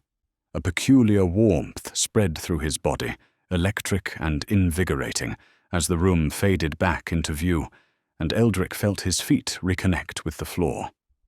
Eldric steadied himself. What was that?" The sorrow looked giddy with excitement. "Try it," she cried. "Order him to follow you," she said, pointing at the tribesman. Eldric looked over at the undead warrior. Follow me," he said, without conviction. The tall man turned and walked over to Eldric, stopping beside him. "Now the mage," she said, pointing at Alaric with glee. "Follow me," Eldric commanded, his voice carrying more authority this time. "Of course," Alaric slurred as he stumbled over to Eldric. "Now let's go," the sorrow cried with great enthusiasm. The girl triumphantly led the way up the staircase. Eldric glanced around, debating whether to stay and continue his search for an alternative exit. The girl had suggested there was one, but he might never find it, and he reasoned it was probably better to face the Iron Hand alongside the neck-snapping nymph. Reluctantly, he followed her up the stairs, the undead warrior and half-sedated alchemist close behind. Alaric had told the truth. The trapdoor led to an alcove at the back of the tavern, located inside the Wayward Willow, adjacent to the narrow staircase that led to Alaric's rooms on the top floor. Nobody spoke as they climbed into the common area. It was early morning, and the pale light of dawn was spilling in through the tavern's windows, gleaming off the polished armor and weapons of the Iron Hand, who were spread out across the tavern floor, waiting. Eldric counted 15 soldiers, their faces cold and unyielding beneath their helms, along with a grimacing Gregor, who stood well back behind the bar. He wondered what the soldiers must be thinking as they watched an excited teenage girl, a drunken alchemist, an undead tribesman, and a tattered mail rider climb out of the basement. Many did appear puzzled by the sight, with most of their crossbows aimed at the tribesman. The captain of the Iron Hand was an older, fatter man with a dark red cloak. "Silverleaf, what's going on here?" he demanded. Alaric and the tribesmen had lined up behind Eldric, who turned his head and whispered, "You can both stop following me now." "I'm talking to Alaric Silverleaf only. Step forward, sir," the captain called. Alaric stepped out from behind Eldric. His eyes struggled to focus on the captain. Jars, Alaric bumbled while pointing at the leader. "Captain Jareth Tavian," the man interrupted. Yes. I remember you," Alaric replied. "Where is the Priestess Lysandra?" Captain Jareth asked. Not so well, Alaric said, shaking his head. He then tried to act out a neck being broken. The captain was unimpressed, unlike the Sorrow, who looked from person to person as though she were gripped by a live theatre performance. "It's definitely him, Captain," one of the Iron Hand soldiers called out, pointing at Eldric. "Ran from the quarry, he did, where we found the bodies of Corvin, Merrick, and the rest." This revelation raised the temperature of the room, and the captain's face turned vengeful. His eyes locked onto Eldric. "Step forward, you," he ordered. The Princess of Sorrow seemed to take that as her cue, and she performed her disappearing trick. There was a sharp intake of breath from several of the Iron Hand soldiers. The captain regained his composure the quickest. "Silverleaf, get out of the way." Alaric happily sat at the closest table and grabbed a half-filled flagon of ale. "Wait, I have information," Eldric called out in a last, desperate bid to buy time. "You are a murderer," the captain shouted, pointing an accusing finger at Eldric. "Bolters, loose," he ordered. There were 5 men armed with crossbows, who all now took aim at Eldric and began to pull their triggers. But, in an instant, all 4 were frozen in place. "What are you doing?" the captain roared. "Kill him!" Nobody moved as the rest of the Iron Hand soldiers turned to look at the ones carrying the crossbows, waiting for them to unleash a volley before presumably moving in for the kill. However, the men with crossbows didn't fire. Instead, they slowly rotated their aims and targeted other members of the Iron Hand. "Sir!" One of the crossbowmen struggled to speak, trying his hardest to resist. "Sir, I can't—" The men with crossbows all fired, their bolts smashing into the armor of their fellow soldiers. "Witchcraft!" the captain cried out, drawing his sword and lurching forward. Eldric shouted the first thing that came to mind, "Protect me!" And without hesitation, the captain spun around and intercepted another soldier who was advancing on Eldric, their swords clashing. "And you!" Eldric barked, pointing at the last member of the Iron Hand, who stood between himself and the tavern bar. The man obeyed, joining his captain in combat and striking at the oncoming soldiers. "Follow me," Eldric called to the tribesmen. He then ran and jumped over the bar to take cover alongside Gregor. The way station became a scene of utter carnage as the Iron Hand soldiers turned on one another. The Princess of Sorrow's haunting giggles echoed between the sounds of clashing steel and dying men. She seemed to take control of different members of the Hand at will, causing them to stab and slash at one another, their cries a mixture of anger, confusion, and pain. The tribesman joined Eldric behind the bar, although he remained standing, his blank face staring out at the ensuing chaos. Eldric and Gregor kept their heads down, listening to the sound of slaughter. The cries of the men gradually quietened until a single whimpering soldier was all that could be heard. It sounded like he was walking around the common area, reluctantly finishing off any survivors. Eldric and Gregor slowly stood to find the last soldier standing, surrounded by a sea of lifeless figures sprawled across a blood-soaked floor. The soldier looked at Eldric, tears in his eyes. "Why? Why?" The soldier's body then jolted, as though seized by an invisible force. Eldric knew what was to happen next, and averted his gaze. The man's neck snapped, and his body fell to the floor. Good heavens, Gregor whispered. Eldric took a deep breath and turned to the innkeeper. I'm very sorry about all this. Gregor nodded, but continued to stare ahead, caught in a horrified trance. The scene before him was too much to take in. The Princess of Sorrow reappeared beside Alaric, who was still sitting at the same table, swigging his flagon of ale. She looked pleased with herself and ruffled Alaric's hair with affection. He grinned back, his eyes drooping. But Eldric didn't have time to dwell on any of it. It was the morning of the second day, which meant leaving immediately if he was to stand any chance of returning to Eldermoor in time to prevent his father's suspected extradition to Arramoor. To snap Gregor out of his trance, Eldric had to use his gift to command the innkeeper to feel better. Eldric then resolved to silence all the waystation's guests and staff, uncertain of what they might have seen or heard. He instructed everyone he could find to never speak of the Princess of Sorrow, and, if asked, to recount only an argument overheard between members of the Iron Hand in the tavern that morning. Eldric needed only a few days to reach Eldermoor City. After that, it wouldn't matter so much what the Duke discovered about his time at the Wayward Willow. He also told Alaric to stay silent about Finch Briar writing letters to Eldermoor. Eldric still felt guilty for implicating the Gamekeeper. He also urged the Sorrow to stop disappearing in front of people, and though his gift did not work on her, she reluctantly agreed.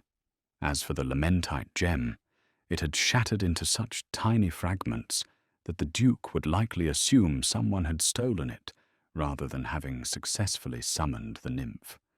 He then returned to the basement to collect the coin the bard had given him, and to Alaric's rooms to retrieve the invaluable runic staff that Quinlan had gifted him, along with the 5 crowns he had left Alaric as a deposit. Eldric then penned a letter for Gregor to deliver to Seraphina of the Ravenfolk, seeking the tribe's aid in disposing of the Iron Hand's bodies. With potential war on the horizon, Seraphina's allegiance clearly leaned toward the princes of Eldermoor over the Duke of Arramoor. In his letter, he proposed offering the Hand's armor and horses in exchange for their assistance. Though Gregor, himself no friend of the Iron Hand, expressed his gratitude, Eldric remained uncertain whether the tribe would agree to help. Perhaps returning their undead warrior would strengthen the bond between the Ravenfolk and the Wayward Willow. You let a witch live in your basement? Eldric asked Gregor, as he prepared Frost's saddle. Aye, though she's technically a former high priestess, he replied sheepishly. Eldric gave him a quizzical look. Gregor shrugged. I try to stay on good terms with what's left of the magic in the Wylds, with the Wayward Willow being built on hallowed ground and all. He gestured to the old willow tree beside the tavern entrance, before quickly adding, but she never said nothing about bringing the dead back to life. You did see her, though, didn't you? Eldric clarified. Gregor shrugged again. You go deeper into the Wylds, laddie, and you'll see half the creatures you meet look evil, but most are harmless.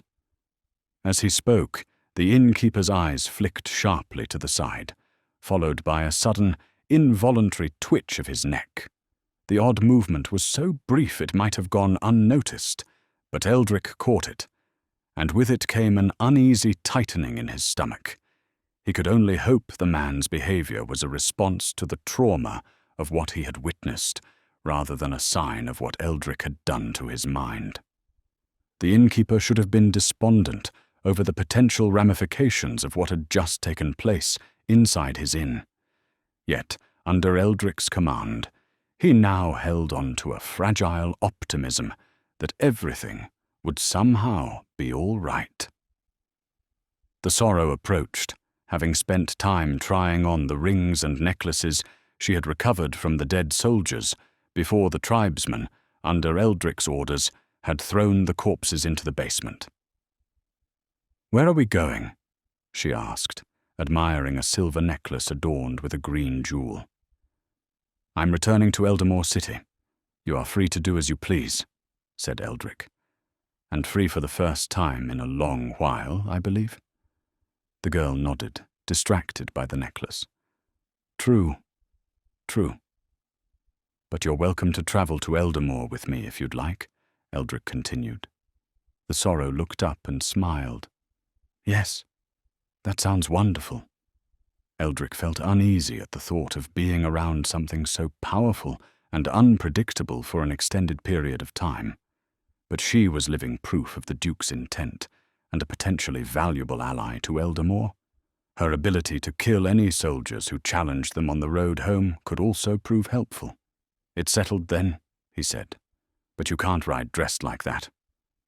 The Sorrow looked down at her long, flowing, celestial-themed dress. Eldric took her back into the way station and to Arabella Hawthorne's room. The Sorrow introduced herself as Cara Thane, Eldric's cousin, with Cara being the name inscribed on a golden ring she had taken from the deceased captain of the Iron Hand. Eldric told Arabella he was giving his cousin a ride back to Eldermoor. Arabella was intrigued by the sight of the Sorrow, but didn't ask any awkward questions, and happily gifted the girl an outfit she thought would best suit her for the ride home. The Sorrow emerged from Arabella's room wearing a deep emerald green tunic, mid-thigh length, with silver embroidery at the neckline, and cuffs. She paired it with black riding breeches and knee-high leather boots. A silver belt cinched her waist, giving her a practical, yet regal look. The Sorrow loved her new outfit, and hugged Arabella as though she were her closest friend. Eldric promised to pay Arabella for the garments once she and Cedric returned to Eldermoor. "Farewell, Master Thane," Gregor said, as he helped the Sorrow onto Frost's back so she could sit behind Eldric. "Godspeed to the Royal Mail. I hope you will tell the Chancellor I obeyed his decree," he added with a smile. Gregor was referring to the formal appeal for aid Eldric had submitted to him upon his arrival. Eldric had forgotten the innkeeper still believed he was a genuine mail rider, and silently hoped this would mark the end of his acts of deception. "I will tell all who listen of the bravery, loyalty, and honor of Sir Gregor, the most chivalrous of innkeepers," Eldric declared. Gregor chuckled heartily as Eldric spurred Frost into a canter over the moss-covered bridge and back toward Eldermoor. Epilogue. The ride back to Eldermoor City took 3 full days. It was a hard ride, but the Sorrow proved to be good company for Eldric. She was fascinated by even the most mundane things, marveling at the designs of the clothes people wore, the types of buildings that had sprung up, and all the finely crafted weapons and jewelry that travellers now displayed. She would stay up late into the night, giggling at the stories told by fellow travellers they met at inns along the way. Eldric had opted for the fastest and busiest road back, no longer fearing a run-in with the Iron Hand, now that the Sorrow travelled with him, although they met no patrols on their journey. "Welcome to Eldermoor City," Eldric said to the Sorrow, as he brought Frost to a halt outside a large open gate that led into the bustling capital. It was still early in the day, but merchants were already bringing their wares by wagon to be sold at one of Eldermoor's many markets. "By midday, this gate will be one of the busiest places in the city," Eldric explained. The Sorrow peered around in amazement. The outer wall stretched into the distance in either direction, its immense height designed to intimidate and awe anyone who approached. Battlements lined the top, with vigilant sentries pacing back and forth, ever watchful. The gate itself looked formidable, wrought iron reinforced with ancient oak, the surface adorned with detailed carvings that told the storied history of Eldermoor. Pennants and banners fluttered in the breeze, adding a splash of colour to the otherwise austere walls. Eldric planned to go straight to the Sindaran embassy to find Pasang Rinchen, a close friend of his father. Pasang was an ambassador with direct access to the Eldermoor Council, and was well positioned to deliver Eldric's information. Afterwards, he would return to Hawk Manor to uncover more about his father's charges. But Eldric's plans evaporated in a heartbeat as he stared in stunned silence at the spikes on top of the gate. 3 heads had been placed there, their lifeless eyes staring out at all who approached. The skin of each head was sallow and bruised, the features twisted in final expressions of terror and pain. Blood had long since dried in dark rivulets down their faces, and the longer Eldric stared, the more the scent of decay seemed to fill the air. One head had drawn Eldric's gaze. He recognized the familiar lines and contours of his father's face.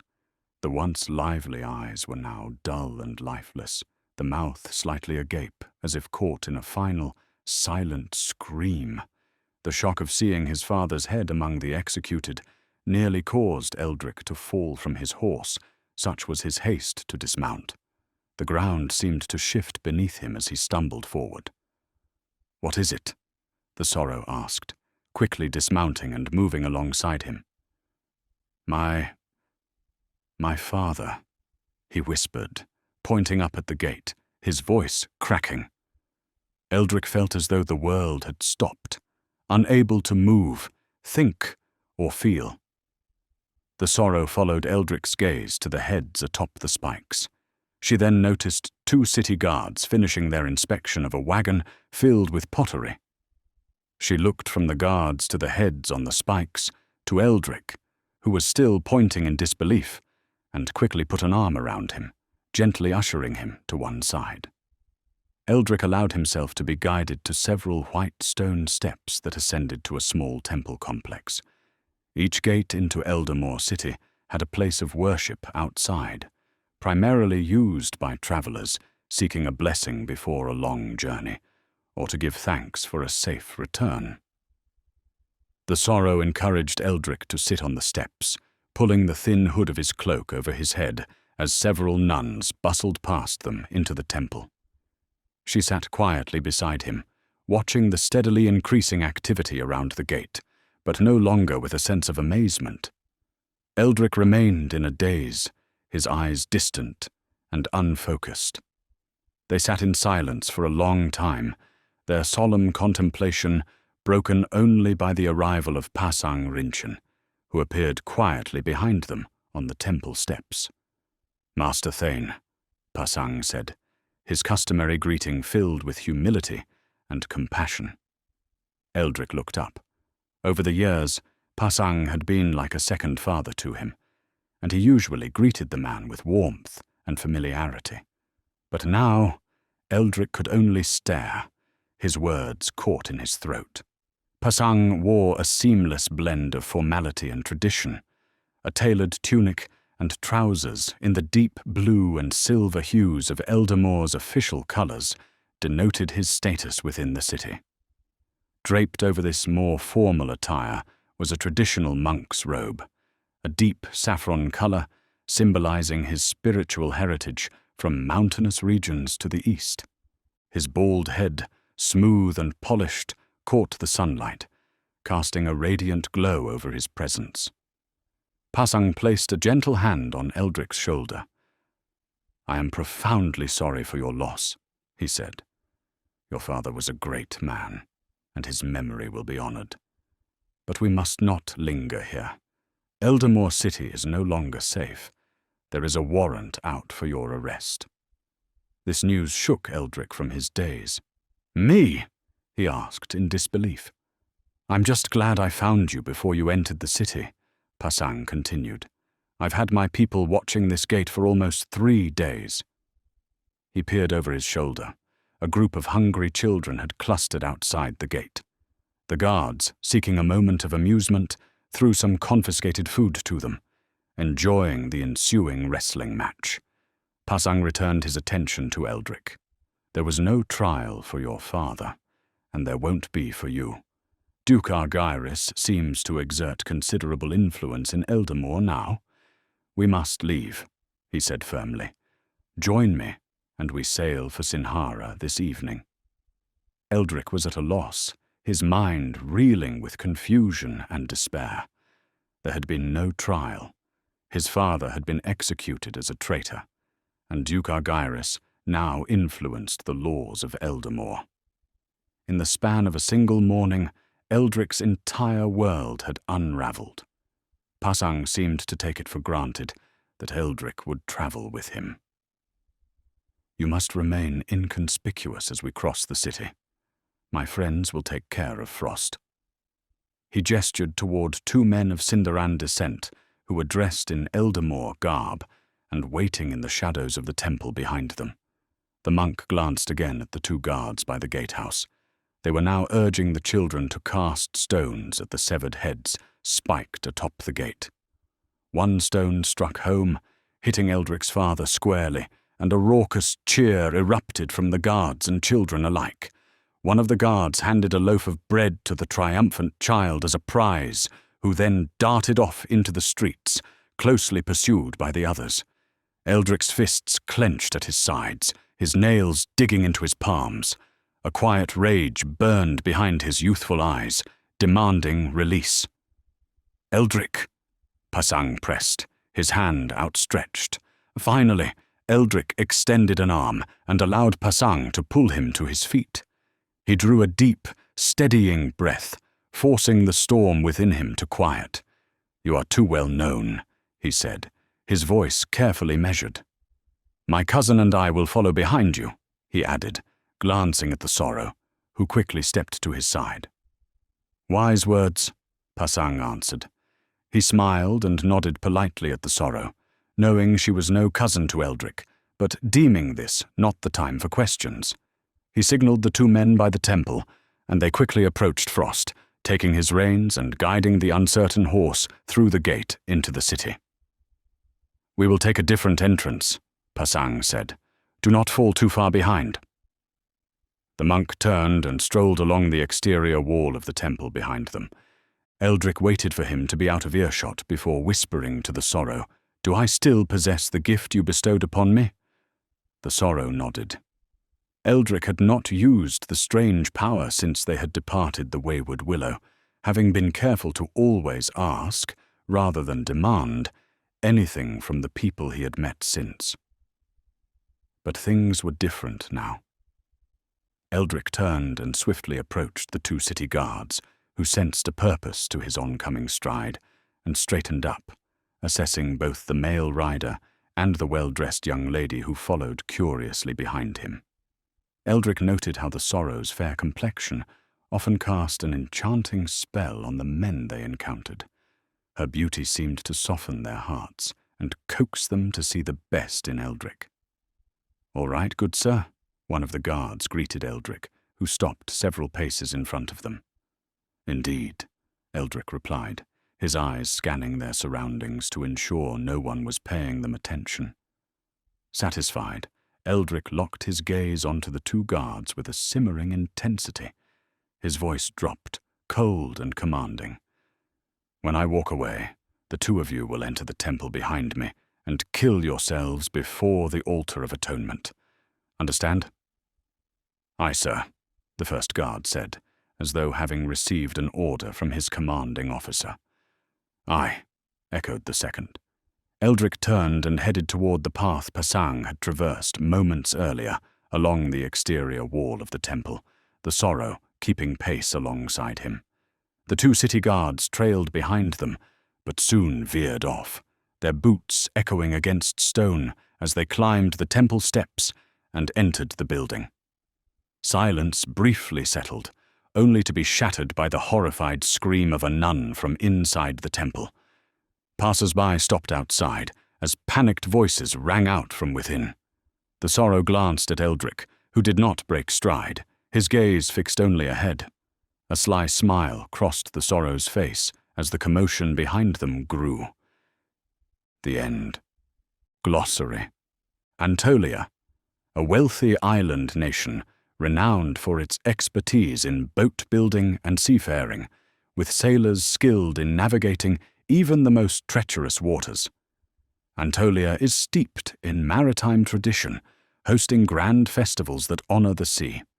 Its control over critical trade routes between eastern and western kingdoms has granted Anatolia significant political influence, making it a key player in regional diplomacy. Eldermoor, the largest vassal kingdom of Eldermoor, it claims much of the Wylds within its borders. Eldermoor's rich history and vibrant culture are enough to rival Eldermoor, although its people lean more toward military excellence than academia. Ruled by a single duke, Eldermoor is famed for producing the realm's finest warriors. Despite official peace treaties in place, Eldermoor frequently conducts incursions into the ungoverned western mountains, where it engages in skirmishes with local tribes. Eldermoor, the dominant kingdom of the region, Eldermoor typically refers to the name of the individual province, but can also refer to the wider realm, collectively known as the Kingdom of Eldermoor. While Eldermoor allows its vassal states a degree of autonomy, they remain bound by tribute and taxation. Eldermoor prides itself on adhering to a strict moral code, which it considers superior to those of its vassals. In recent years, the population of Eldermoor has increased significantly, as more common folk have sought refuge in its orderly and peaceful society. Eldermoor City serves as the capital of Eldermoor. It is the seat of power for the 5 princes and the influential city council, where laws are drafted and turned into acts. Common folk are assured the right to a fair hearing in the council chambers when accused of misconduct, while minor offences are addressed by a local magistrate. The city is home to bustling markets, grand temples, and prestigious academies where scholars and artisans gather to hone their crafts. Guardian's Watchtower. Once part of an ancient border that marked the boundary between Eldermoor and the untamed Wylds, these watchtowers were vital in safeguarding the realm from the threats that lurked beyond. Over time, the chartered regions of the Wylds have fallen within the modern boundaries of Eldermoor, rendering the old border obsolete. Though most of the watchtowers have crumbled with age, a few remain, repurposed by gamekeepers, rangers, and researchers. These enduring structures now serve as outposts for monitoring and preserving the flora and fauna of the Wylds. The Moorlands, a collective term for a group of smaller vassal kingdoms within the Kingdom of Eldermoor, each distinguished by its own unique culture and history. There have been rare occasions throughout history when these lands have united, their combined strength rivaling that of Eldermoor and Eldermoor. However, such alliances are often fleeting, undone by petty squabbles and infighting. Sindara, known in Eldermoor as the Gateway to the East, Sindara is a small but significant nation that occupies a vital naval passage between eastern and western kingdoms. Known for its peaceful nature, Sindara wields tremendous religious influence throughout the eastern realms. The port of Sindara, a revered pilgrimage site for sailors of all creeds, is celebrated for its exceptional natural beauty, where the narrow coastline ascends dramatically into the tallest known mountain. The majority of Sindara's native population resides in small, secluded mountain villages. Waystation. Typically constructed of timber or stone, a waystation provides travelers with essential shelter, provisions, and sometimes stables for horses. Most are maintained by local authorities, merchants, or orders sworn to uphold safe passage. In perilous regions, waystations are often fortified and equipped with watchtowers or guards to ensure safety. Wylds, a vast and ancient forest that remains largely uncharted and is shrouded in mystery and legend. Once feared by the realms of men, it was said to be the dwelling place of powerful creatures, some revered as manifestations of the gods themselves. Legends tell of a time when these beings ruled the known world. Today, the Wylds attract adventurers and researchers seeking to uncover its secrets and explore its untamed depths. Although it can also be referred to as the Wild, the forest is widely known as the Wylds, due to its division into distinct regions, each characterized by the unique flora and fauna found there. Ruling hierarchy. Prince. At any given time, the title of Prince is held by 5 individuals, each elected by the Eldermoor City Council, and each focused on a different area of governance: finance, military, infrastructure, justice, and diplomacy. To campaign for election, a candidate must demonstrate clear royal lineage, which is often a complex and convoluted task. Although each prince is subject to dismissal by the council with a majority vote, there is no limit on the number of years a prince may serve, encouraging the careful and calculated use of their authority. While there are no rules barring women from holding the title, there has never been a princess among the ruling princes of Eldermoor. Duke or Duchess, the highest title awarded to the ruler of a vassal kingdom. Dukes and duchesses are granted significant autonomy to govern their realms as they see fit. They hold the authority to determine their successors, whether through inheritance or election by local customs. The responsibilities and influence of a duke or duchess can vary widely between kingdoms. Baron or baroness. Unlike princes, who are exclusive to Eldermoor, and dukes or duchesses, who govern the larger vassal kingdoms, barons and baronesses are found throughout the realm. They serve as local rulers, typically overseeing areas outside of major cities, with their authority closely tied to the needs of their assigned land. Lord or Lady, a widely used title, typically awarded to individuals who have amassed significant wealth. The term can also denote a title of governance, most often associated with authority over remote or obscure lands that no baron or baroness wishes to contend with.